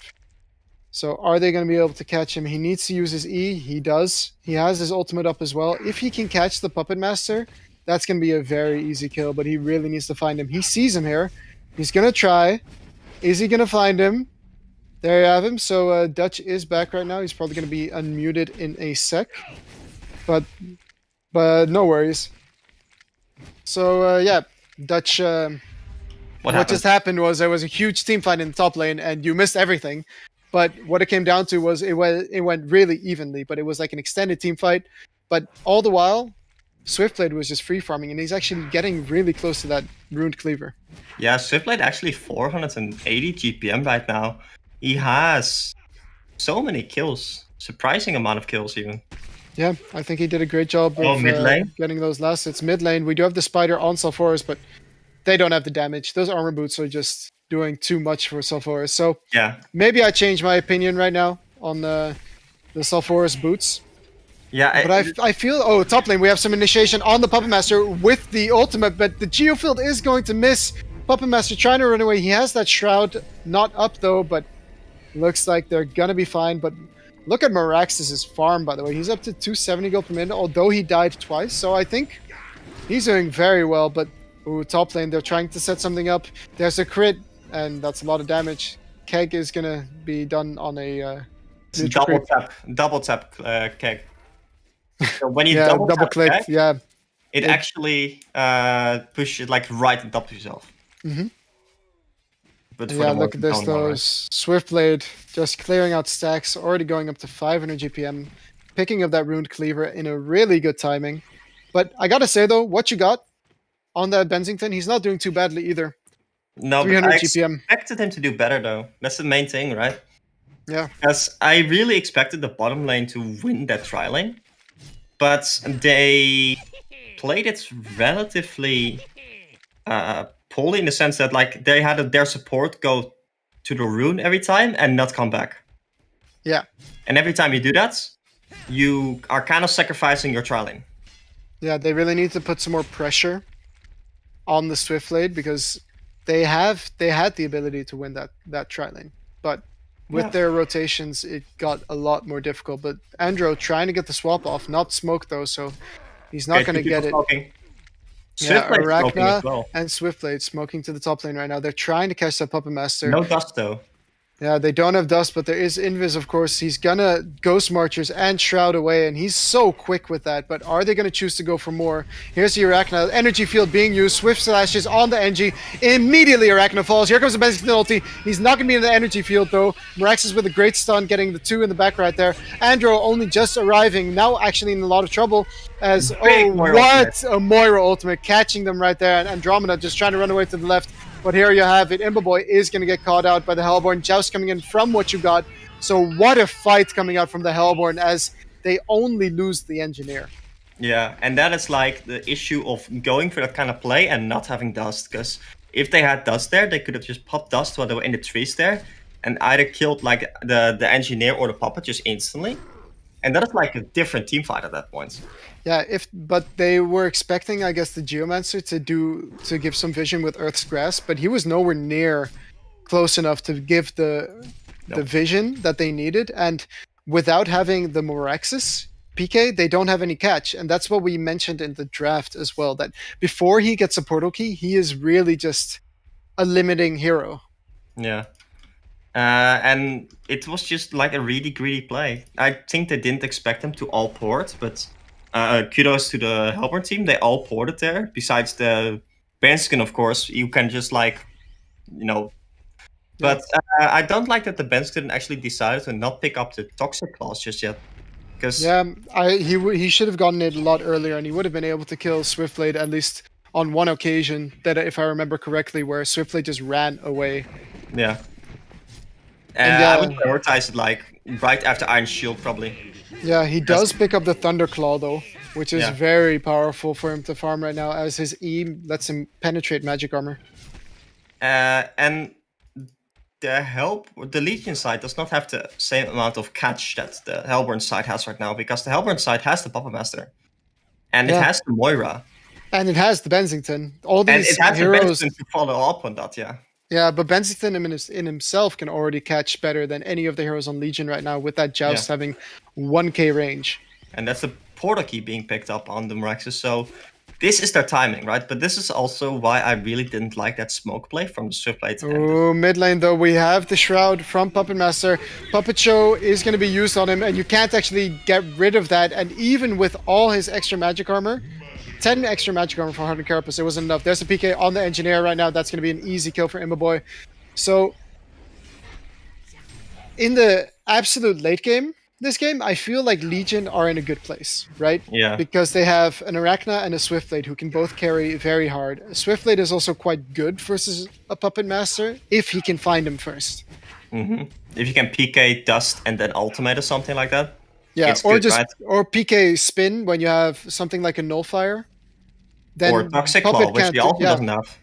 Yeah, these people don't like Toxin Claws apparently, but let's just stop about that. I guess he felt like he didn't need it, as the Hellborn was just trying to initiate on him every time. Yeah, but like they need like a PK on the Geomancer as well, I'm guessing, for that catch. And they do actually have the PK on the Miraxis now, but we see that the Legions, the Hellborn side is farming so much more efficiently. We see Lords of Force in the bottom lane. Benskin is just farming the top lane and like one camp there. And the rest is just farming the jungle and the mid lane. Yeah, they're stacked on top of each other in that woods, and this is something we see them doing very often. Yeah, but like they're also farming 2 other lanes. So that's just really efficient by them. But at the same time, Swift is still getting a lot of farm. He's got the eye. He got an eye actually, which Yeah, I I like do it. think is a good pickup here. But Sulfuras is very difficult for him to take down. But I think with one extra hero, that's a dead Sulfuras. He's And got a Puppet- barrier and armor yeah. boots, but yeah. Puppet farm in the jungle right here is like so smart because you see how scared the Swiftblade is playing right now. Yeah, by not being in vision, he's Yeah. making himself far more of a threat. And that ward from Easy Full Clan in the bottom lane is very effective right now to keep him safe from that gank that I was Yep. talking about. But like the Puppet's factor is that he's not there, but they don't know that he's not there. Yeah. All they know is that he's not showing, which means that the Swiftblade is actually too scared to farm the bottom lane right now. He does have an eye, but an eye Yeah. does not protect from a full range puppet show if it's done from fog. Exactly. And look at the bottom lane, Andromeda trying to catch the Lord Sulfuras, but that life type making him just a bit too quick. And yeah, he's just going to continue farming this, and Puppet still not showing on the map, doing an absolutely great job of hiding himself. And in Yeah. the top lane, we have Bensington just farming away. And they're slowing this down, and they're slowing it down really efficiently. And Yeah. one way they could have like counteracted this kind of play from the Legion side is getting app points, but they smoked up and they're trying to go for the top lane. Yeah, But- Meraxis with the smoke, Swiftblade with the smoke. They're trying to find the Bensington, but Bensington feels something's up. He has a haste rune as well, so they need to kill him quick. They have There, they might scout him. They find him here. The joust is going to connect on the Meraxis, so he's going to be fine. But wow, the port's coming on from the Hellborn right here. All heroes from the Hellborn are here. Meraxis just trying to juke, and he's going to be successful. They can't find him. Yeah, they instantly ported with 4 people. That was actually like really good from the Hellborn side. The amount of like just instant TPs that were all ready. It's Yeah. actually really impressive. But yeah, I still think Legion has a good chance this game because Arachna is just very strong versus the Sulfuras. If he manages to get the Spider Sting on Sulfuras, Yeah. it's Yeah, and the 40 it's a best sitting armor. duck, right? Yeah. But So like- Arachna is definitely going to be the target for Puppet Master to go on. Since you're playing against an Arachna, should you still be going for that Astro is the question. Versus Sulfuras. Yeah, I do think so, because I think that he's going to want to ulti the Swiftblade on the Maybe. Sulfuras. Like, it depends on how the fight goes, but I feel like Sulfuras can sit on the Swiftblade in team fights and prevent him from getting a good ulti off if Sulfuras has the armor to survive the ulti. Yeah, I guess so. But like it doesn't really make you any tankier against that Sulfuras gank. But I No. guess the Sulfuras not really the one that's gonna be ganking you, right? Trying to catch something in the top lane, not going to be able to find anything though, and both teams just slowing down the game even further. Yeah. So Swissblade actually did go for the Abyssal Skull instead of the Whispering Helm.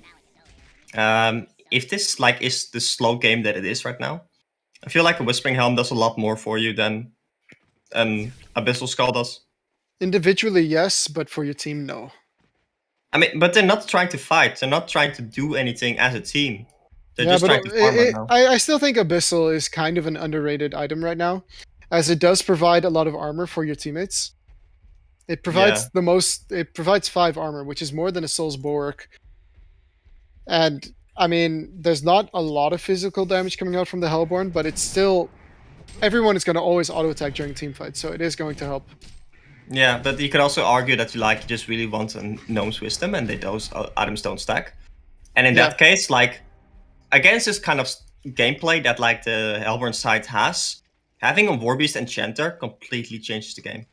Because you set like a Warbeast Enchanter near your Ancients and just like vision the Hellborn jungle every 30 seconds. Mhm. And suddenly like this gameplay of theirs, it just doesn't work anymore because you can just gank them every time easily. Yeah, you're really advocating that Werebeast Enchanter, but we've used it to great effect. Or at Yeah. least you've used it to great effect. And look at this, though. Oh, they see the Geomancer puppet. almost running into the puppet right there. Using his dig to try and get out. Moira, though, with a portal key. Moira might be in some trouble. No, he walks out of the crystal field. And Engineer trying to get the stun is not going to connect. He could have chosen there to ultimate instead. But he wasn't like confident that they were not ready to help him out there, I guess. Yeah. And Legion team playing quite fearful right now for their lives. Tablet picked up on Sulfuris, and I do like that very much versus a Swiftblade, as you can juke the ulti if you're lucky, I guess. And Puppet Master going for that Shroud. Sorry for the Shrunken. I like it as well. Moira PK is a huge deal, though. And actually, Mirax is screwing up the initiation right there. Androswap is going to be there. Moira is going to ulti beautifully, though. And the entire Legion team wants to run into it for some reason, as Energy Field now placed. Ports coming in from the Hellborn side. Bensigan ulti is on the Geo. Geo is going to get wrecked immediately. Andromeda dying as well. Mirax is in a lot of trouble. And what you got with a hat-trick coming out. What a play coming out from the Hellborn. And most notably, Quiero Sukulo. What a play with that ultimate right there. And Legion team, man, it's not a great idea to get into that Moira ultimate.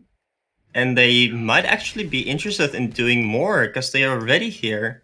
Yeah, they could very easily go for the Congo right here, but actually, right now it's Arachna and Swiftblade against the world. Shrunken, though, on the Puppet Master. He's still going to get hit down, though. Do they have vision? Yes, they do, and he's going to fall. Bensington trying to deal with the Arachna, and Arachna is he going to turn around. He's going to slow down the Bensington a bit, but Engineer right there with the killing Imboboy. Easy folk land on Sulfuris, killing Huge Soul, and this is just turning out to be not so good for the Legion side, as that play, I think it was a bit too greedy.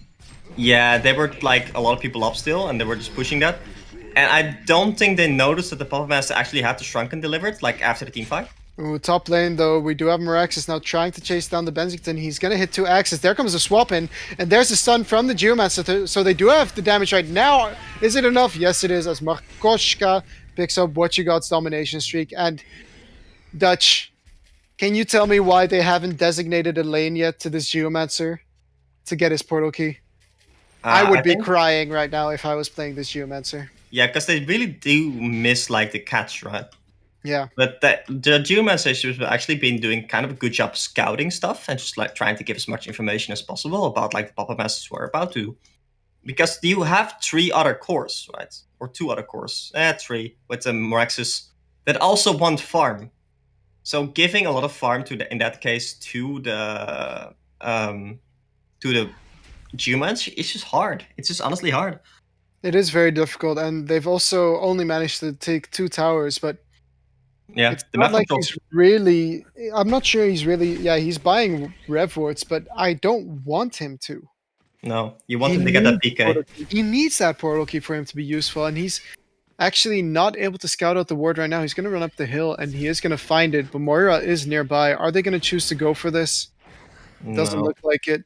But if we go back to the top lane for a second, if we go back, bring it back, mind back to like that fight at the top lane with the Moira. The only reason the Moira survived there was because the Miraxis missed his stun.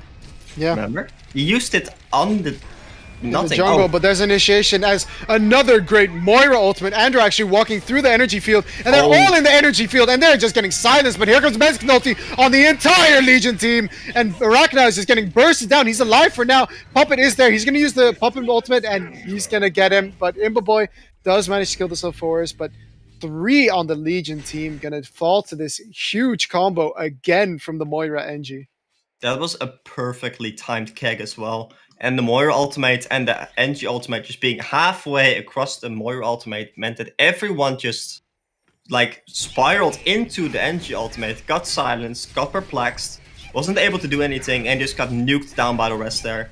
And the Legion's, the Hellborn side thought, well, this is great, I need to do Kong. And you know what? I completely agree with them. Yeah. They could have also chosen to try and push bottom lane, but I mean, taking Kong Miraxis? is just, yeah, Miraxis, he's gonna try and save it, but he didn't have smoke up, I think, when he started running, so he was too afraid to go for the play. Yeah, they don't actually have any vision, nor ref wards there. They are gonna get the top tower, as Swiftblade did a great job split pushing that. Puppet was not able to get the deny right there. But I mean, their one saving grace right now is this Swiftblade, who's up to 500 GPM, and wow, Arachna actually picking up a Staff of the Master, which is a very great pickup versus that Bensington. They're gonna try and catch Bensington, but are they gonna chase? They're really trying to chase here, but they're gonna be... That's short, not the smartest choice, but I guess they noticed that Puppet did not have a TP on him, and he also just ported top, so they felt safe enough to try that play. Yeah, the Bensington does have the Geobane, so he can easily get rid of the spider. And just by Yeah. like popping Geobane and then just or Geometer's Bane, and then just like attacking the spider with all illusions at once, and then like spider's dead. Yeah, Another but thing he should I- start split pushing, right? On the Arachna right now. Start using It's the ultimate hard. to split push. It's still hard. I mean, yeah, you should use the ultimate split pushes, right? And Yeah. he's actually doing that right now. So yeah, this is exactly what he needs to do to create space for his team, and he's gonna get farmed like this as well. Oh, mid lane. Yeah, there's the PK coming in from the NG, but he's just gonna barely miss the energy field right there. They are gonna be able to kill the spider off, but I mean the cooldown of it is so low now. He's got it up in 15 7 seconds. seconds again. No, it's 30 seconds, isn't it? No, No, 25. 25 seconds level 2 and 15 seconds level Yeah. 3. That's actually a good pickup. I mean, they need to take this late game, and this allows them to split push a bit better. Yeah. So You in do that need to sense, keep I in like mind, it's the same thing with the scrap actually that I noticed, and with the Malphas and the Hellbringer as well to some extent, that the they do spiders do feed actually, a lot of gold. Yeah. yeah, they do give a lot of money to the enemy team. And if you look at like the Hellbringer team, they have Puppet Master that can kill the spiders easily, Oh, NG can. I thought there was initiation in the top lane, but it was just Puppet No. Master Illusions finding Geomancer. hmm And Puppet Master also choosing to go for the enchantment stats from Kongor instead of something useful. So Same you thing think? with Engineer. Yeah. Like, I love that the Engineer bought a Wind Whistle. Then he also goes for stats. Maybe he needs the mana, I guess. Yeah, Moira also going for stats. Salfor is actually getting damage enchantment, even though he doesn't have the best mobility. So I would have liked him to get movement speed at least. He does have a Frostfield plate now picked up on Salforus, and this is going to be huge for them. Even during Swiftblade's spin and ultimate, he's going to get his attack speed slowed. And it seems like the Legion team is also interested in doing Kongor. Yeah, Yeah, they're yeah, trying the Abyssal to Skull set does up make for- it easier, I guess. Yeah, but they still don't have the most damage. So yeah, there comes in the Spider. He's going to use his ultimate as well, actually, just to slow the attack speed of Kongor. But his Spider's going to die Yeah, but quite quickly. it's up so quickly. Like 15 seconds, look. Because Yeah. he's level 16. It looks so stupid, actually, that an ultimate ability has such a short cooldown. Yeah. Like Arachno Spider Sting. And it also has 900 range now. Yeah, Instead of that's 600. definitely something to keep in mind. So he can cast it from relative safety.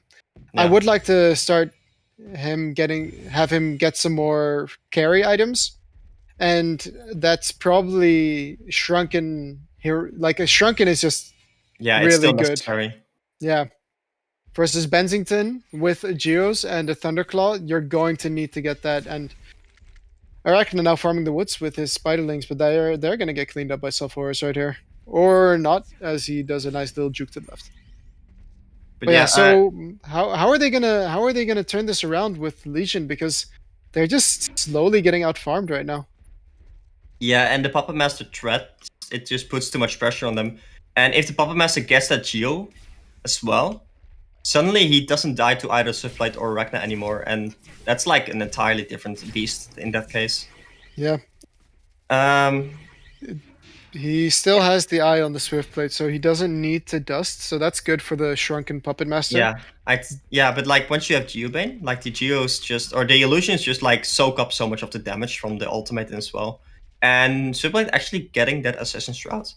I'm not sure I would have liked a PK more, but I do think so over an Assassin's Shroud here on the Swiftblade. Yeah, he needs to sit on the Puppet Master. And That's also, pretty much yeah, his job. Bensington is going to be a difficult hero to kill overall because he's got the Shrunken and the Geo, so he goes 2 defensive items. But don't forget, he is a Bensington, so he is going to be hitting hard regardless. yeah, a neat little trick you can do these days with Swiftblade as well is if you activate the W, you don't take auto attack damage, which means that you can use the W to PK out afterwards. Yeah, of course it only lasts 1.5 seconds, but Yeah, but if you like use it in the right yeah, moment, right? exactly. Although I mean, if you're Force ultimate or something, it doesn't work, of course. And we see actually some pressure on the tower in the bottom lane right now because the spiders just like siege your tower right here. Yeah, it's doing a ton of damage actually. He also ultied twice already on this creep wave. And there's a swap coming in onto the Sulfuris, and he's going to be in a lot of trouble. Spider Sting being used as well. Swift Slash is used as well, but look at how tanky he is as the energy field now going to catch the Swift Blade. He is going to get the stun off, but they don't have vision They on don't have that dust? Swift Blade. Yeah, they don't have dust. Oh, And the that's tough to eye say. on Puppet was just a bit too far away, so they do commit a lot of cooldowns for it, but it's not going to matter in the end. As actually, he's already got the Genduro on Swift, so I'm not hating it now. Genduro is a fantastic item on Swiftblade.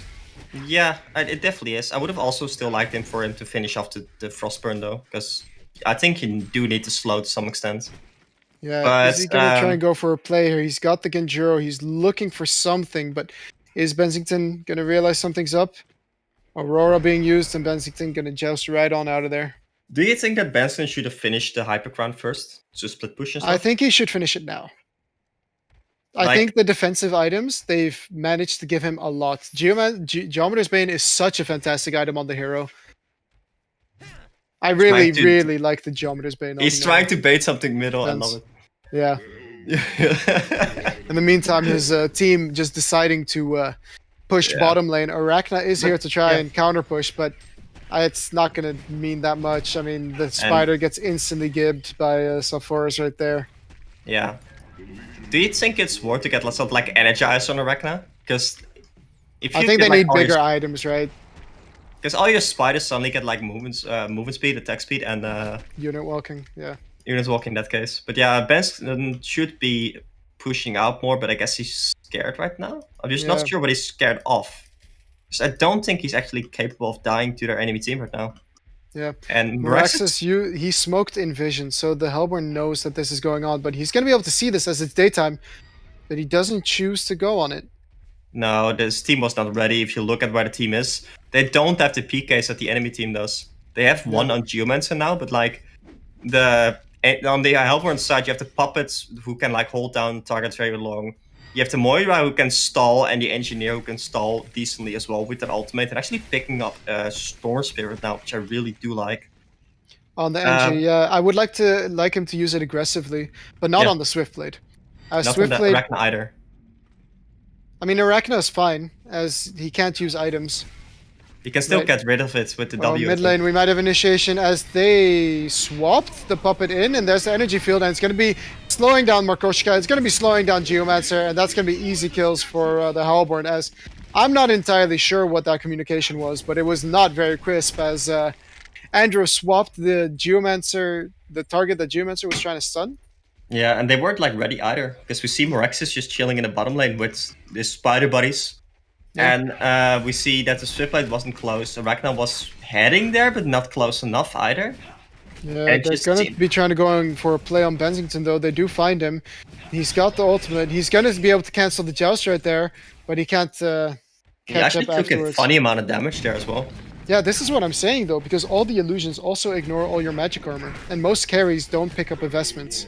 Nope. And if you have... That's why I like the Hypercrown on the Benskin so much as well.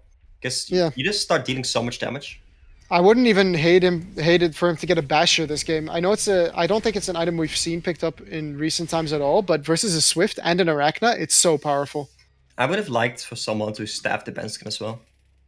Ooh, Yeah, but he's Bola. not the main carry. Oh, you picked up a Bola? Yeah, no, that is a good item. I like it a lot. Oh, Imbaboy actually going to get a kill on Kiero Sokulo, so I think he was just a bit out of position, and Hellborn team satisfied to just keep running away. They do have the eye on Puppet Master. Swift Slashes are available. Are they going to be able to catch him, though? That's the question, as Swiftblade is here alone, and I feel they didn't have the Voodoo Puppet from Yeah, Puppet if he Master. W'd there, that might have been a dead Swiftblade if his team was in position. Yeah. And if he had the Puppet ultimate there. Yeah, Puppet's actually going for Nullstone instead of something like a Hellflower here. That is surprising. Oh, look at the top lane, by the way. Yeah. The spider is now feeding Oh my the god, that Bennington. money though. Yeah. 500 GPM on what you got. He's actually out GPMing his carry and his mid right now, who are also taking a lot of farm. Yeah, to be fair, the Puppet Master isn't actually farming that much, because he's not farming lanes at all, which is really good, because it makes it so that the enemy doesn't know where the Puppet is, which means that they are scared of the Puppets, which is like the Puppet factor. And he might actually run into... Oh no, they're doing Kong right now. Yeah. They're trying to take this right here. Swiftblade taking a lot of damage, so he's going to be spinning. Nice stun from the Geomancer actually there. That was key. Well played by Geomancer there to stun up the Moira illusion to make sure he couldn't get on him. Geomancer is going to fall for it, but they secured their Conquer with it, so it's not even bad. Yeah, and the enemy Conqueror is gonna be, or the Legion Conqueror is gonna be up in 1 minute now, so that might actually be like a token and like a base buff. But the Saforge just picked up a Sheepstick, Bensington just picked up a Bola, and I feel like the Legion, the Hellborn team is just outfarming them still. So the question is, do you really care? Do you think that the enemy can finish? Oh no, or- Andro, I feel for you. He just think that's- ulted for an Andro, though. I'm not sure that's entirely necessary, as his entire team was nearby, but, you know, I don't think... Yeah, okay, so now 2 down from the Legion, so I think they did what they wanted to do on the side of the Legion, though. By preventing the Conqueror buff on the Hellborn, they've managed to, hold on for just a bit longer. Yeah. And it was like a good play, I guess. But if you can secure the other Conqueror as well, that like puts you in such a good position. But I guess they just weren't ready to do it. And they actually. But look pushed at bottom lane, though. Yeah. The tower is getting dropped right here by the Swiftblade. But Oh. nice storm from the NG. He's gonna get the spin, and Moraxis with a huge stun right there, popping his Shrunken to get it. But what a play coming out as they also get the Legion tower. Arachna is in the top lane, and he's gonna fall immediately. But I'm not entirely sure what he was trying to do there, especially considering he doesn't have a buyback. But at least they managed to get the base tower on the bottom lane. Arachna also picking up that Hellflower, which is really good item on the Arachna, because you have like the slow from your ultimates. All you need to do is like make sure that they can't really do anything while they're ultimated, and Hellflower is just the item to do that. And of course, the 50% damage buff is insane as well. And we do see the Hypercrown being picked up on the Benskin as well. I would have liked him to pick that up a little bit earlier.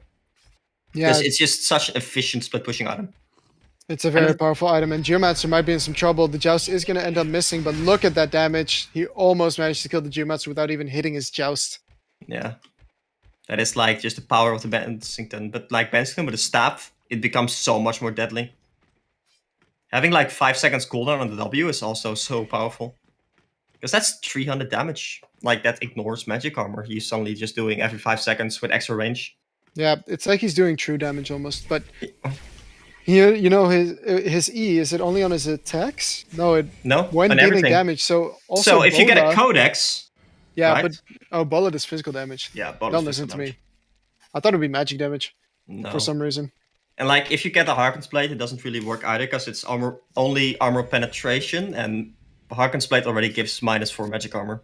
Yeah, so if you reduce someone's magic armor to 0, you're not going to penetrate anything. Nope. I want to make a mom joke there, but I'm gonna refrain from doing it. That would be immature and Exactly. unnecessary, Dutch. So I'm know. going to refrain from doing it. I know. How far I've matured since How such a adult while. you are. I know, right? Pat on the back from me. Yeah. But again, this game, although there's a 14.4k gold and 10k experience lead, it doesn't really feel like the Legion is that far behind, as no base towers have been deleted yet on the side of Legion. I think a big part of this. Oh, I was gonna say is no Shrunken on Saforge with that Sheepstick. Sorry, no PK on Saforge with Sheepstick, and he just picked up a PK. It's like he's listening to you. And look at all those nice little nom-nom spiders that they're going to be able to farm. Yeah, that's just the Arachna. Like the small spiders only give 8 gold. And mid lane, they might be looking to go on this engineer. There's a swap. It's going to go in on the Engie. He's going to get stunned up, and that means no energy field for the next fight. He doesn't have a buyback either. Of course, the Legion does not know this. And look at all the spiders. Yeah, so many spiders. I would really like for someone in the Legion team to have gotten an armor boots at this point. Just to give those spiders more base damage and stuff. Yeah, but they have it with the Abyssal Skull. They get 5 armor on all the heroes, and they're going to try and backdoor bottom. Swiftblade is really good at split pushing in these types of games with the spin. Yeah, they don't really have a way to deal with the Moira. here. Oh, true, actually. Moira needs to actually make sure to sit on top of the Swiftblade, and Puppet Master, he's running down mid lane. He's trying to find something. I think they just need to have the Saforus be the one that's like on their case all the time, right? Yeah, Because Saforus with a Sheepstick, that's just that Swiftblade every time. Ooh, and if it's he doesn't get bottom. swapped out, as there's a Jade Spire now picked up on Andromeda. So Yeah, but he actually Andromeda's has... never in position. Andromeda's never in position to save the Swiftblade. Like, look where the Swiftblade's going right now, right? That's true, but it's not always necessary, but if there's a team fight breaking out and they position properly, then Yeah, it can be a huge deal for the Andromeda to swap the Swiftblade out. with a team fight, true. I love what Usual's doing as well, by the way. Look, he's just sending those small spiderlings everywhere on the map. Yeah, he's There's scouting one out. like at the top rune right now. There's the big spiders just like walking around. And we see that the smoke play coming out the mid lane, and they're just all Oh, they're gonna positions. find Geomancer with that storm. He's not able to dig away, of course, and he's gonna get bursted down. As Andro he could was have just a swapped, bit. but Nah, but that's a dead Andro Yeah. and maybe even a dead Geomancer as well, as the Hellborn decides to pause. But I feel like they NG should be. crashed, Yeah, it looks like NG crash, but I feel like they should be confident enough with pushing. They've got the Puppet Master and the Bensington who can pretty much attack from downhill. yeah, but they can push. But like, look at the split pushing. That's what Legion side's doing good here. We see Meraxes split pushing top. We see Swiftblade split pushing bottom. And the moment they port out, they are gonna be seen by the aura. Yeah, I want Moira to set up on the Swiftblade though. Prevent him from getting that Yeah. that spin TP out. Because he has this PK on the Moira. It should be really easy for him. Yep. So Definitely going to be watching him for a bit if he can actually make use of that. In the meantime, look at all the spiderlings in the top lane. nice. Do you would like if the Moira gets the W on the Swiftblade first and then the ultimate? There's a dead Swiftblade every time. Nah, he can spin it away though if he waits long enough. Yeah, and he but has the Geometer's Bane, which can also dispel it because he only needs 50 mana, right? And with his But mana it pool takes, now being 960, it he takes reaches like a little quite while quick. before that happens. Yeah, it takes a 2.5 second delay, but Yeah, exactly. So you have 2.5 seconds basically there where he's like quote unquote silenced, right? Yeah. That together with the ultimate is enough for the Sephoros to actually port in. yeah, with that sheep, of course. Yeah. But they're gonna need more heroes to bring him down because he could turn that around on those two.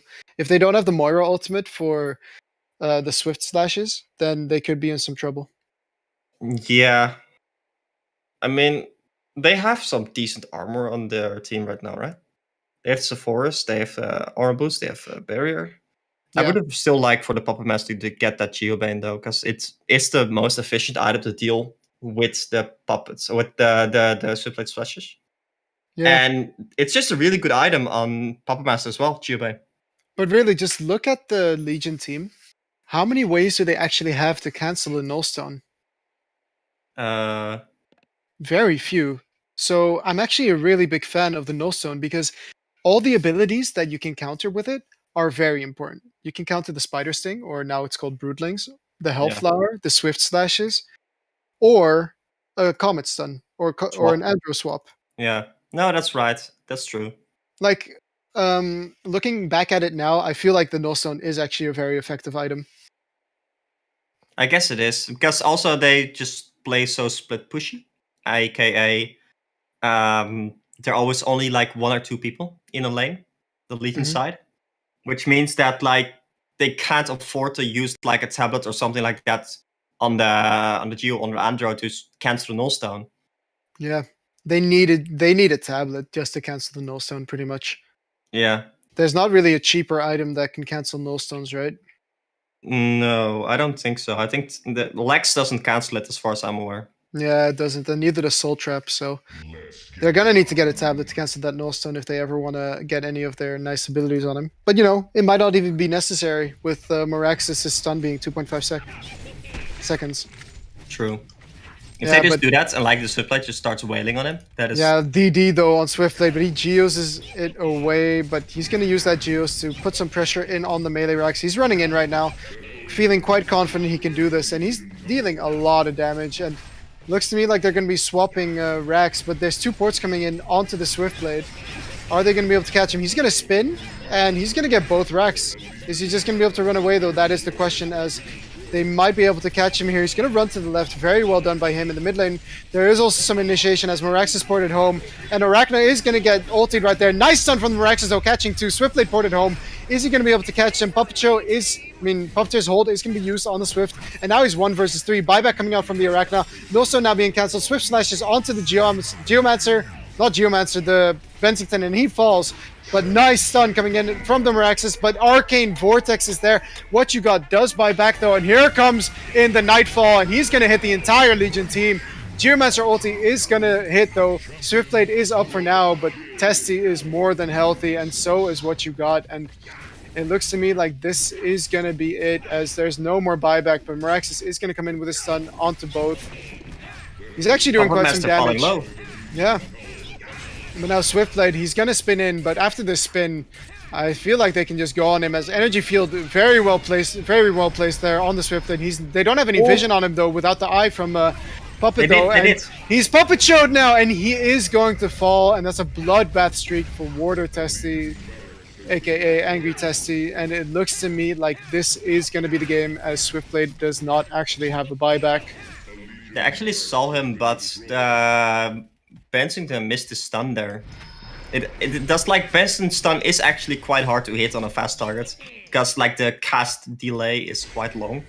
But surprisingly, Bensington chose to not bola there, while the Swiftblade was spinned and like chasing him.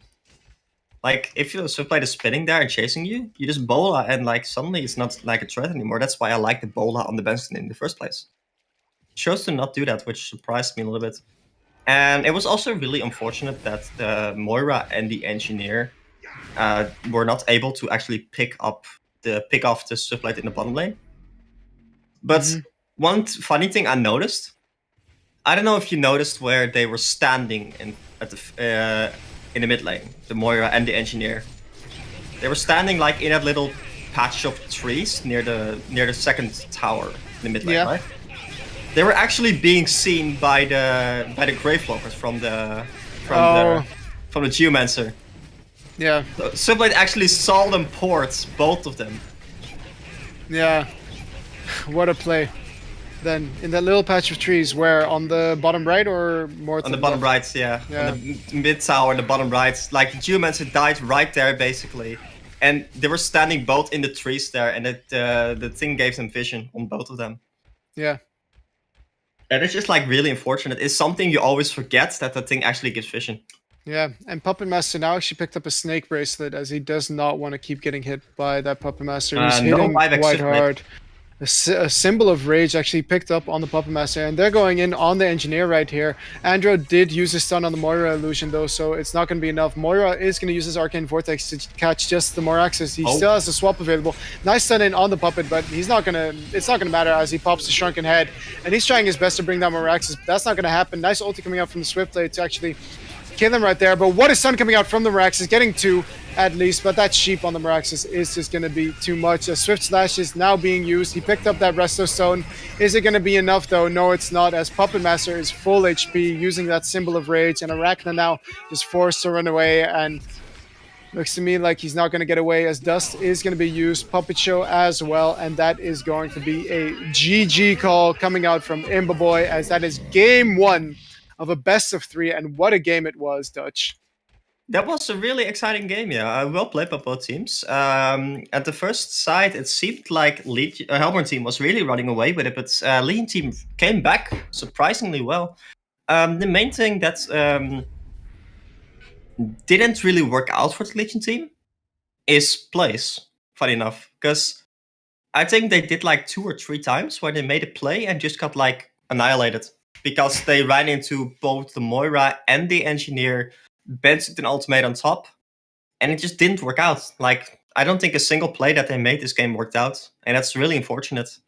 If they chose to maybe just like slow down the game, get farm on their supports, and just play it like that, don't give them value from those 2 heroes, they may have been in a better position in this game, but then you're still running against the Sulfuras and the Puppet Master and the Bensington, so who knows? Yep. I mean, the split push was definitely a factor that kept them in the game for so long. So well played on their part for that. They actually managed to also pick up a Rax themselves, but the farm was just far better split on the Hellborn side. They actually have 3 people that are almost, well, pretty much 500 GPM or more. Yeah, Bensugan actually mentioned to be the top farmer, which is surprising. I think I he think, just spent a lot more time in the woods and in the top lane. So he No, was, mainly in lanes actually. yeah. He spent like a lot of times in lanes, while Testy was really making sure to only farm like 4 camps in the jungle and not letting himself be seen. Yeah, Which is and, really well played by him. You know, often enough he did just shroud crit a whole wave down. Yeah, but that's like fast, right? Yeah. And every time, like when you're not showing yourself, it means that the enemy team is just scared to go on lanes. They're scared to make plays because there's a potential that you run into a Puppet Master. Yeah. So yeah, that was game 1 of a best of 3, and we will be right back.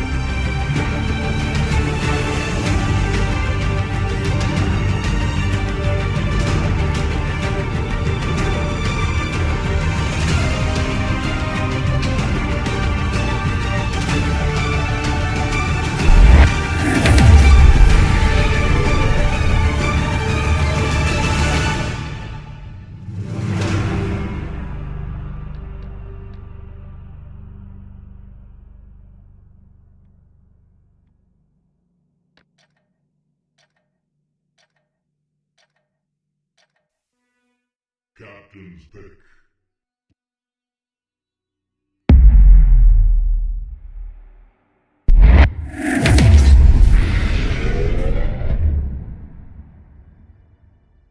Alright guys, welcome back to the second game of this quarterfinal between Tim and the Good Clan Rejects.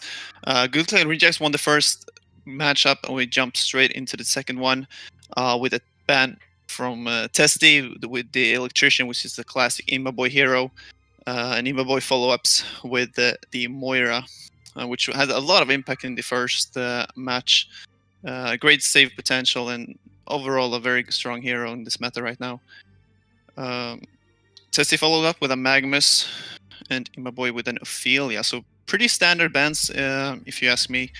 The Ophelia is obviously very, very strong, especially in the hands of a hero like what you got on a player like what you got. So yeah, it's gonna be interesting to see if the Hellborn team can put up some new tricks. I kind of felt like they had an uphill battle last game. They had a lot of low initiation, basically only the Meraxes who could go in, so they had no way to really catch the puppet. So we'll see if they do something differently. But we'll start off with an engineer pick and the counter Aluna. Really fast picks. Maybe both teams really know what they want to do this time. But overall, very strong picks. Strong laners with the stunts.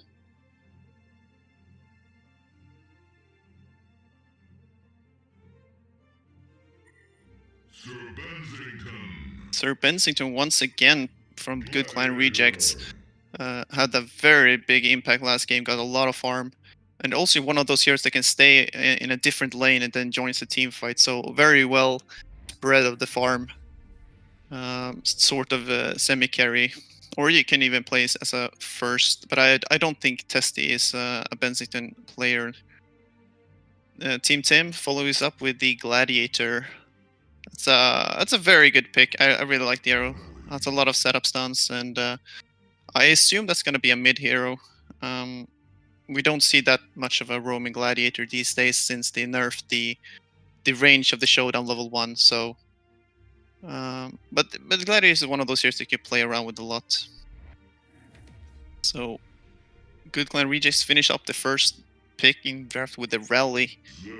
And the Zephyr, actually, that's a very interesting pick. Now they're really spicing it up here on Team Tim. I think it's a situational, really strong hero, Zephyr. It can snowball out of control with the right opponents in the laning phase. Gonna be interesting to see where they put it, though, since they have the Gladiator. So maybe they put it mid, maybe short lane. Or I've even seen them in the off lane in the TMM, but I really feel like that's very, very greedy, since it's kind of easy to kill a Zephyr in the early level before he obtains those survivability items. Also gonna be interesting to see what sort of items it goes. If it's the classic helm into a mock, or the new staff that I've seen people rush. We jump straight into the second banning phase. We have a Gunblade ban from the Testy and the Lord Salforis ban from Imbaboy. So another ban of a hero that played last game, Lord Salforis. I think the Salforis was so good the last game. He was just standing in the front and made it basically impossible for Team Tim to reach the Puppet Master who's in the back line. Just one of those heroes that you really don't want to play against. And, obviously, if you have a hero that relies on lifesteal, which most carries do in the later stages of the game, obviously getting away of that self-force is good as well. And Testy follows it up with a ban of Adrenaline, and Imaboy bans the Arachna. So Adrenaline, we don't see that many bans lately, but since Team Team has a new player for the last 2 tournaments who plays Adrenaline a lot, Tollforce is a really good player with it hero, and it's just very, very frustrating, especially if you put against a melee hero. Adrenaline just dominates 1v1 situations. So maybe they just don't want to have the banning of the Nitro in the Lighters last banning phase. Very strong hero, but I don't think I've seen Team Tim pick the hero at all. So I'm a little bit surprised with the Nitro. Even though he's very, very strong, has been dominating TMM for a while. Just so frustrating in the lane with the new Q ability that you can, similar to an Arachna and Vindicator, harass without taking creep or tower aggro, but obviously putting out a lot more damage.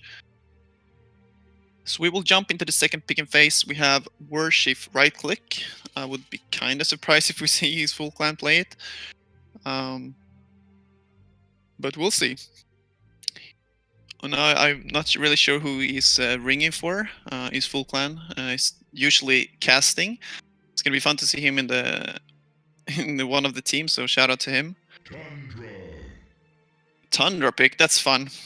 I really think Tundra is an underrated hero. The bird provides so much vision, and you can just, especially with 2 Kongors that there is on the map these days, you can easily secure the Kongor. You can easily push towers and just do a lot with that extra vision that you have from a mobile invisible ward, basically. So they have a lot of stuns on the Legion side. They might even play the Benzing as a carry since they have so much setup stuns. It's going to be really easy for them to hit the Nightfall. And that's a Sapphire. I assume that's going to be Imbaboy playing the hero. I've known that he's a really good Sapphire player. Also one of those heroes that I think could be really good against the Sir Bensington because it kind of puts the game on pause, basically. I would love to see a Silhouette, but I don't really see the fit the other heroes. But they do it. They'll do it. This is gonna be fun. We haven't seen that much of Silhouette in these tournaments so far. Always one of those heroes that can provide a lot with both early game presence, with split push, amazing swaps, which can be very, very fun to watch. And it's actually played by Huge Soul as well. So Sapphire will also be a core. So Hansi will be playing the Gladiator, the roaming, the second support. So I would assume this is gonna be like a solo. I honestly don't know. Actually, they have so many cores they can move around how they want to. It's gonna be very interesting to see how the Hellborn decides to lane this. But I do think we will have maybe like a roaming Gladiator and an aggressive tri-lane.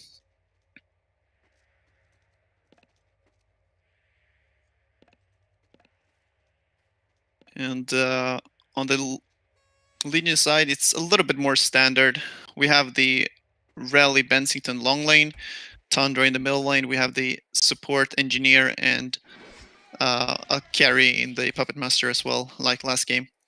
Not very often you see a position 5 engineer, since you kind of want to pick up a portal key relatively early, just to set up that energy field. But I mean, it's fine. It's a stun, especially with so much other lockdown. It's going to be relatively easy for him to just stay out of the fight and then go in, hit his keg. But I wonder how this Zephyr is going to do top though. He's alone, but there are 2 melee heroes, so he might not get completely overrun. But I mean, Zephyr in a 1v2 situation feels kind of awkward in my sense. But obviously Zephyr is one of those heroes that he can rotate into the jungle relatively soon. Can even start killing the easy camps if he gets completely shut down from the lane. And the engineer is actually moving towards the top lane. I don't think they will stay there for much longer. I don't think they need to try lane against the Zephyr.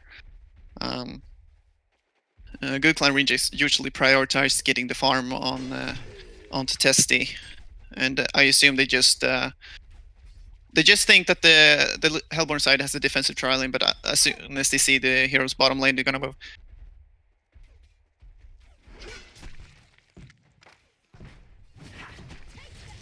And then we have some harassment. Oh, they're going onto the Zephyr. Stun into the keg. Will it be enough though? Cyclone's healing enough, and the tower is not gonna be enough. But he's gonna force to pop his health potion right now. And yeah, so it's a Trident versus Soul Hero, and stun coming out from the Puppet Master into the pitfall. Sapphire, will it be able to get in position to stun? No, nice Puppet Showed. And they will be able to walk around. Actually, a TP coming in, but I don't think they want to go for this. So Rally comes out. I think it's a smart decision to have a hero that can actually save Puppet if they decide to go for him. But it's still it's a 3v2 situation in the bottom lane. It's a 2 versus 1 top. I kind of feel like the Legion is getting ahead of this, simply because Puppet without farm is way stronger than the Zephyr without farm. Puppet obviously have the lockdown potential, but also a lot of burst, while a Bird without farm doesn't do that much. So it's going to be really interesting to see if Tollforce pulls up the Bird here in the top lane. And if we look at the middle lane, it looks relatively even so far. Slightly ahead of the Tundra, which is pretty standard in the low levels. He hits so hard. He has already 70 attack damage at low 3. Initiation in the bottom lane, though, Luna is taking a lot of damage, but so they might be on their running a lot.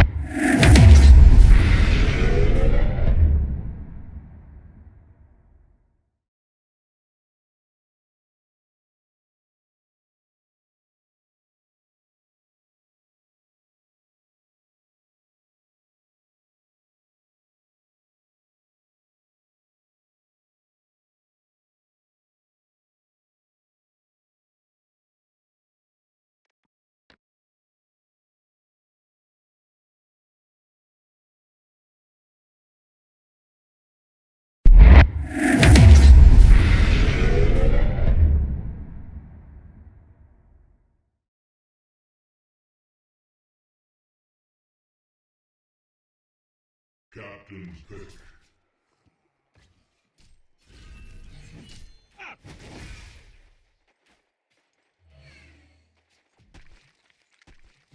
Oh. So a lot of exchange going on into that. They're actually trying to go there. Pitfall's gonna connect the power throw as well, and now the showdown is on the Puppet. Tessie's gonna go down. Credit for the kill for Imba Boy. He overstepped his boundaries when the rally was not in range to get him out of there.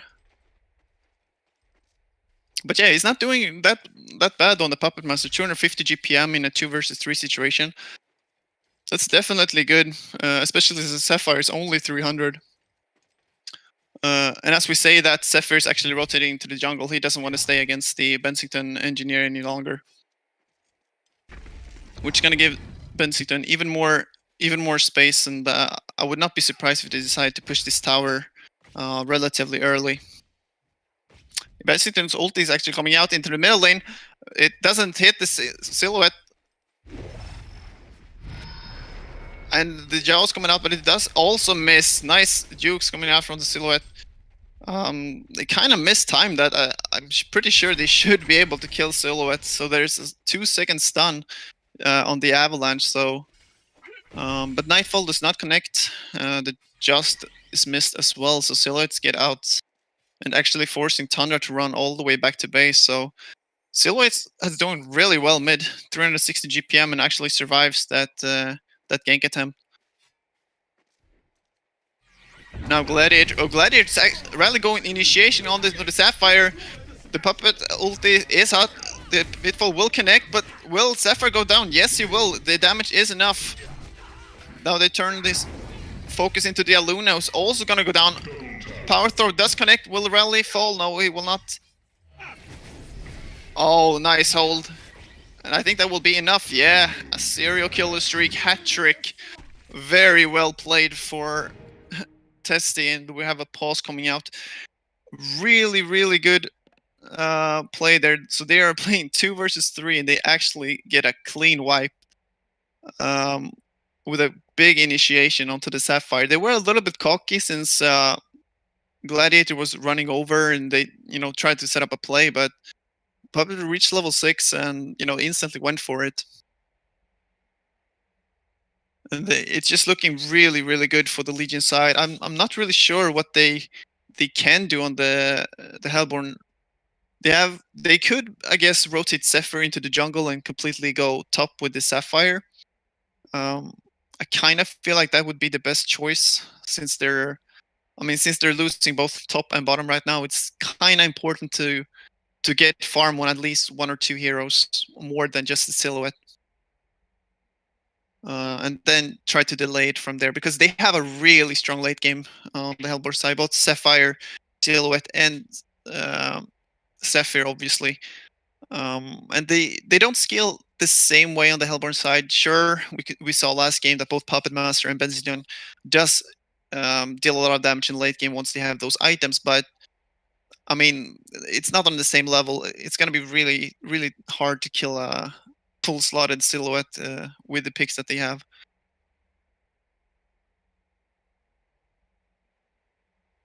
So Rooster has reconnected. We'll see if we will be able to play relatively soon. And something that I noticed now is actually that I forgot to mention, the piercing shards who kills the trees. So Silhouette is actually in a kind of awkward position in the middle lane, because these trees has been down for quite a lot, and not being able to tree grapple. He's only have tree grapple level 1, actually makes him very susceptible to ganks. But a little bit of miscommunication the last time between the Bensington and the Tundra made him survive.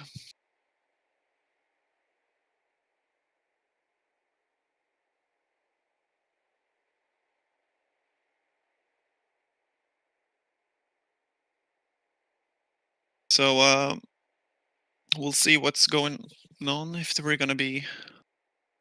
Yeah, it looks like the teams are ready to play again.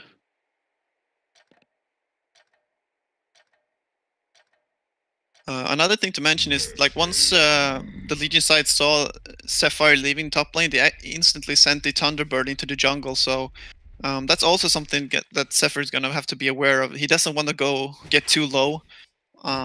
Because if he gets spotted by the bird and someone rotates in, that's gonna probably be a dead. But now they're trying to set up on the Thunder in the bottom rune here. Silhouette ulti comes out. That's some extra damage. Stun coming out, but it actually stuns the illusion is dead, and now Chandra's gonna go down. There's a 4-man rotation. Actually, 5 players. Zephyr joins the party as well, who's been running into the Legion side of jungle.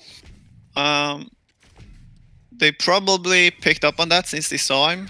But I do think it's a smarter choice. It's a lot safer to be here since both Aluna and Gladiator is on this side of the map, and they decide to keep trying to put some pressure on this Puppet Master.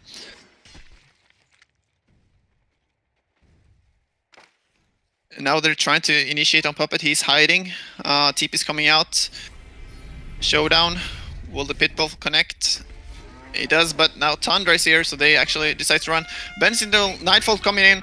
Will the Jaws hit connect? Yeah, looks like Aluna is in a lot of trouble this time. He actually decides to go for the Gladiator instead, and Aluna will die anyway. Zephyr has not leveled his ultimate, and there is the Puppet Show. Gus coming out, and actually that's a big Zephyr ulti. Silhouette teleports in, and Tundra will go down, so that's actually an exchange that I think the Legion Slayer is relatively happy with. Engineer joins the party with the ultimate. Silhouette picks up another kill, but now I think they have to run away. But both Silhouette and Puppet Master survives in that engagement, actually. And Silhouette on Huge Soul reached out 450 GPM, so he's doing really well in that mid lane. Puppet hold coming out to the Zephyr. Keg does miss, but there's the rally, there's the ultimate, actually a Puppet ulti as well. Both the Slicematic Slam and the Puppet ulti is definitely enough to bring down the bird who overstepped his boundaries. I'm kind of surprised that he stayed there for so long without any team support. Initiation going to the mid lane. Huge has a haste, so he's actually manning up, even though he's very low.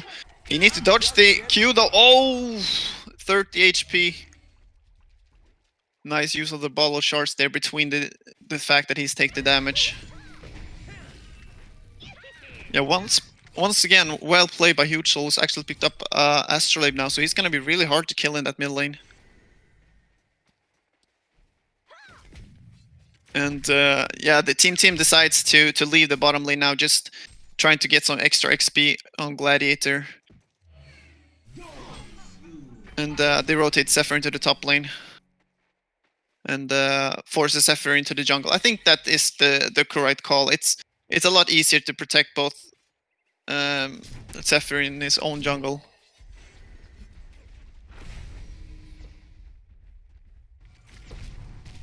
But now Silhouette's on the hunt, actually. He will try to find the Puppet Master in the back lane. He's using ulti in the tree grab. Will it be enough damage? Yes, it will. Deathly Lotus will connect, and now Engineer might be some trouble if they decide to go.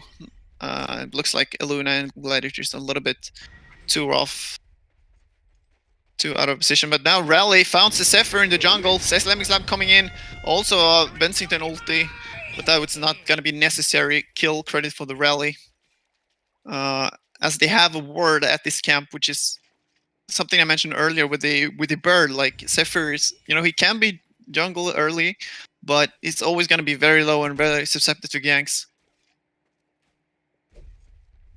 And now the Hellborn team actually rotating into the Tundra. Looks Showdown coming in. Pitfall will connect. True Grapple was done into the push from Sapphire, and cred kit for the Silhouette, who is continuing to play very well, soon reaching that 500 GPM mark. Actually impressive for a mid Silhouette, which we don't see that often, actually.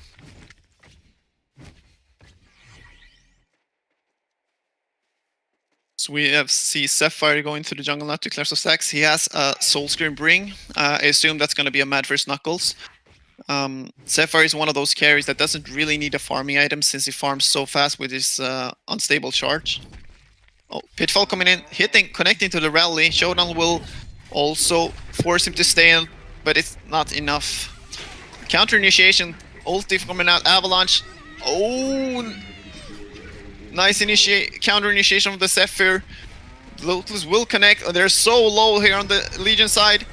Another keg connects, rally. Finish up with a stun. Silhouette is very low, but he healing with that Astrolabe and actually will be fine as well. A lot of counter initiation. They kind of misused their spells a little bit. They kind of changed targets 3-4 times in that engagement. Having a lot of heroes running around with 200 HP. It looked kind of awkward, but In the end, Gladiator goes down, and I think that I think they're not too unhappy about that. They tried to make a play, sadly didn't work out. Smoked Rally here in the middle lane, trying to find the Aluna, who's actually just runs straight home because he has no mana. The Legion actually has a lot of wards in the enemy jungle. He has one up in the easy camp. Oh, Smoke finding the Zephyr. The Slamming Slam will connect, bringing the Zephyr down. Nightfall will also find him, and that's another kill. Something that I talked about in the early picking stage, like so many setup stunts is so good together with a hero like Benzington, who just joins the fight from anywhere on the map. And that's a dead Zephyr who is struggling. He's 250 GPM now, and that's, I mean, Zephyr without farm doesn't do that much, to be honest. 3 ulti coming out from the Gladiator will connect, but they actually used Havada Dust ready as Puppet Master picked up the Shroud. Beast Soul, a nice rotation once again. So Team has that going for them. They actually have locked down Puppet Master way better than last game. Last game he was up against a solo Meraxis, if I'm not mistaken, so it's going to be a little bit easier to control him in the later stages of the game this time around. And now they're actually pushing down the tower. I think it's going to go down relatively fast with both Sapphire and Silhouette pounding in those auto attacks.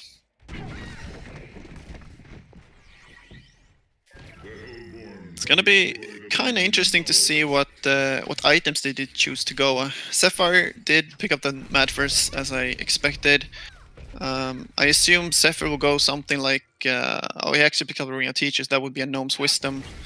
Puppet Master used the Shroud, but on a Silhouette Illusion, it's now might be in a lot of trouble now. It looks like Gladiator just gonna fall down, and Hellborn is not near enough to go for that. Kind of weird to smoke that deep as a Gladiator without having your ultimate ready all alone.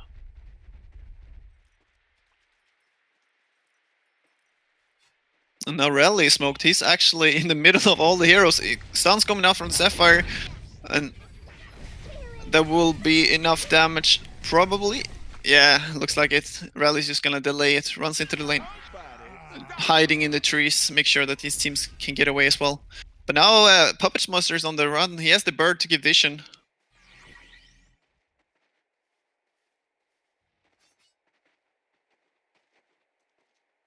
Sadly, he just couldn't find anyone, and I must say I really like the Puppet Master. Testy always goes the Shroud instantly. He skips farming items and just trying to be active, and it kind of fits their playstyle since they often have like a semi carry as well, like a Bensington, or if they play a War Beast in the middle lane. And now actually stun coming out to Tundra. Sapphire ulti will pause the time and will be enough for the team to join in. Sapphire get credit for the kill, and this is also something that I talked about a little bit in the picking phase. Like Sapphire can create so much time for his team to join the party there. Just ulti and then mass TPs into the mid lane. Well played there from Team, making use of the hero. Rally's not coming out to the Gladiator, but ulti's counter ult from Gladiator, but he will go down before he managed to get anything out. But now Bensington is in a lot of trouble. He's stuck in the Typhoon. Keg gonna miss on the Aluna, but now Aluna is in a lot of trouble. Just gonna run, try to create as much time as possible for Sapphire and Zephyr to get away. Now they find the Rally, who doesn't have a Compel spell ready, so he's gonna go down. Credit for the kill for Zephyrs, who really needed that kill. Finally reaches that 300 GPM mark. And I think that Zephyr should just be one of those heroes that build team item this game. Get the gnomes, maybe a barrier, astrolabe. Just get enough time for Silhouette and Sapphire to carry this later on. Showdown on the engineer, but he is invis. I'm not sure if they have any dust. Yeah, they do. Will they buy some time? Yeah, but that would be a dead engineer who doesn't have any items. Shroud picked up by Sapphire. Another really good core items. Makes it a lot easier to set up those ulti plays. Also provide a little bit of extra burst damage. Zephyr might be in trouble there. Puppet has used the Shroud. Has the ultimate ready. There's the shotgun. Bind him into the Puppet. It will definitely be enough. Well played again by Testy.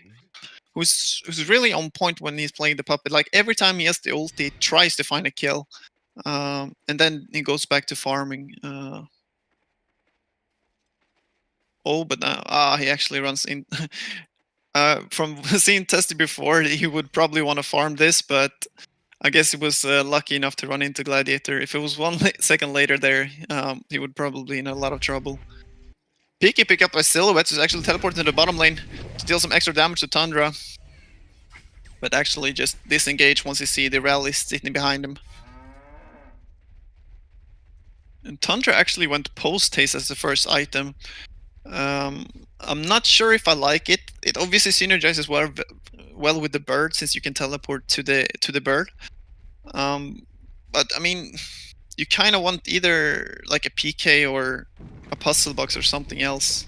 Like right now, sure, he can be there and he can stun them, but as a core hero, I kind of feel like you need to deal more damage or have a little bit more presence than just the global TPing.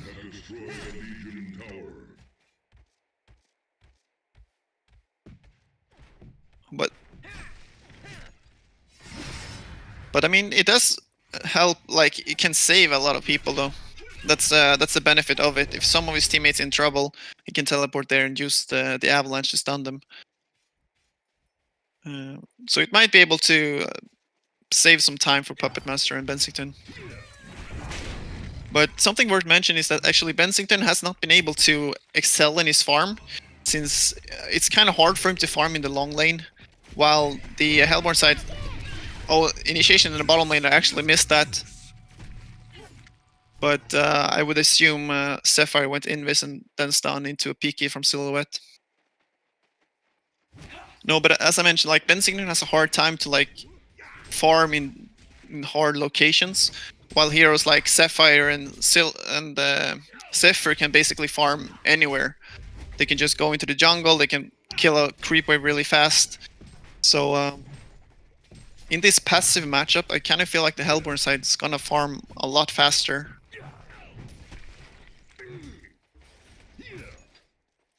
Especially with a hero like Silhouette, who's picked up a PK who can be, farming really aggressively. Obviously needs to be a little bit aware of where the Puppet Master is, because if the Puppet Master managed to use the Puppet Showed and then Voodoo Puppet, obviously he can bring down the Silhouette, but I mean, as long as he's showing on the lane, Silhouette has nothing to fear, really.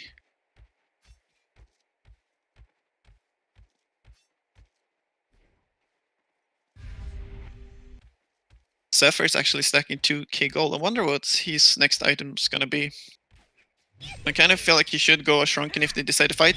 Pitfall into the Showdown into ulti. Nice compel coming off a rally, but Gust forcing Rally to get back in. Will he be fine though? It looks like it, yeah. Puppet Master has teleported, and now Engineer is also joining the party. And in the meanwhile, they go for a kill in the mid lane. Tundra is going down. He's actually have a hard game. Voodoo Puppet coming out. Keg hit, and that's gonna be a dead Zephyr. But yeah, the Hellborn might try to respond to this. Dust coming out, spotting them. Stun will connect. And oh, nice showdown as well. Bring him back. Nightfall will go in. Will they decide to go for... Looks like Gladiator's gonna be... No, they actually turned their attention elsewhere. But that might be a mistake. Now, Benzino is very low. Smart by him to save the Jaws to try to get out though. But now Silhouette's in the chase with that PK, and that's gonna be a dead Bensington. Really well played there from Team Tim. That's a genocide. Starting off with killing Tundra in the middle lane and then rotating over. That's a pretty big momentum, to be honest. Only losing the Sapphire before the fight starts.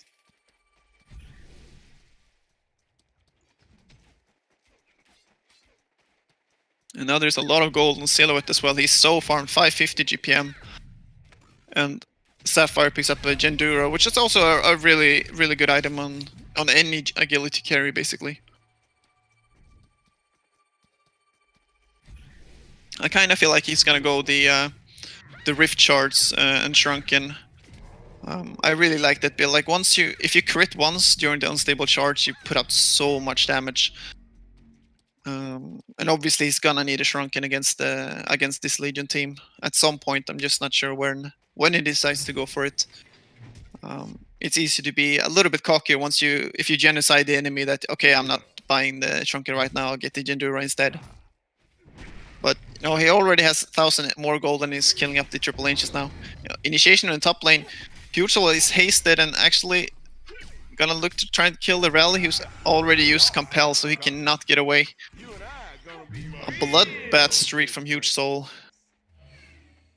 I've not seen him play mid Huge at all. Mid as a Silhouette, but I'm very impressed by it. He's been playing very well. He's actually not been farming either, just been ganking. Oh, double smokes, so they're not. Now the smokes break by the Engineer. Stun will coming out, Voodoo Puppet as well. The stun will connect, but will they have enough follow it? I'm going to buyback coming out from Imba Boy, so he's gonna join the party. Will it be on time though? I think if he ulti here, he can both hit. No, not in range for the Puppet Master, but at least it will get the Engineer. And in the meanwhile, Huge Soul kills the Engineer in the mid lane, who is really struggling. A position 5 Engineer can't really do a lot on his own. He relies so much on his team to be there to set up things for him. Ulti coming out to Illusion and aggressive swapping from Silhouette. Nice played. Will the Pitfall connect? No, sadly it doesn't. Puppet Master is here though, so Silhouette needs to be a little bit careful. He doesn't want to be buying it in the tower range. Yeah, that was pretty big. So Rally ultis the Silhouette Illusion, and afterwards Huge Soul swapped in and killed him. That's gotta feel bad for Rally. But yeah, one more impressive play by Silhouette, and this is why I think a lot of people love seeing this hero. There's not a lot of people who have played him in tournaments, sadly. I personally think it's an amazing hero, both fun, strong, and unique. So it's fun to see that it actually works this well as well. So Zephyr actually decided to go the staff. He ignored my tip to go team fight items. Staff obviously gets him a little bit extra damage, a little bit more farming potential, and also some HP and faster regen, since he can use the cyclones a lot more frequently. But I'm not sure they don't have any like staff here that he can give it to later either. So I kind of disagree with that choice. It looks like he's gonna fall again if he steps out too far. The bird will spot Sapphire though, so they probably know that something's up. But Thunder is very aggressive. He runs straight into the Zephyr, and he's definitely gonna go down. Will they have enough to get something return? Oh, nice cancel from Silhouette. Compel, but he has no compel and no TP there, so this is just a matter of time before Rel is gonna go down. Good use of True Grapple PK once more. And he's actually 13-0 now on the Silhouette. Closing into that 600 GPM mark. Yeah, so they try to go for a gank, but I mean, if they don't see anyone on the map, they actually spotted Sapphire in the top as well. So I'm kind of surprised they not disengaged there. Gladiator setting up with a stun. There's the Pitfall. Will the ulti connect as well? Doesn't look like it, but Silhouette will catch Puppet Master.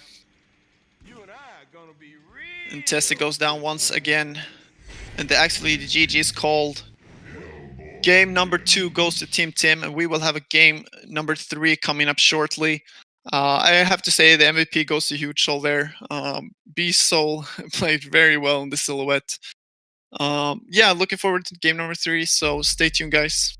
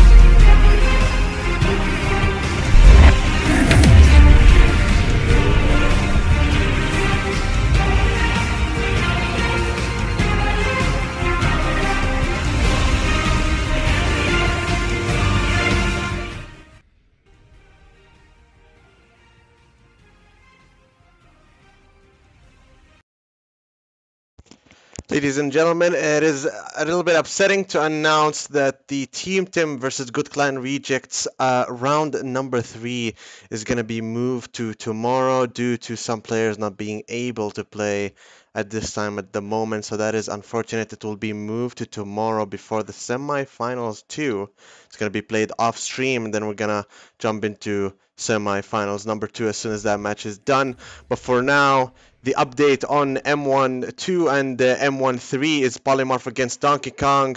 Actually, Donkey Kong won against Polymorph 2-0, and then in the M1-3, Orcs of Newerth won against Reason Gaming 2-1. So these are the results of the games, and I'm gonna switch to the transition of the schedules, and we're gonna see who won against who. And again, tomorrow the M14, aka Team Tim versus Good Clan Rejects, is gonna be played tomorrow before the semifinals number 2. Anyways, thank you all for watching, and we will see you tomorrow with the semifinals to the finals, and then to the end of cycle number 8, which is the end of this league tournament, and then we're gonna move on to the grand finale, December 11th. So thank you all for watching, and good night.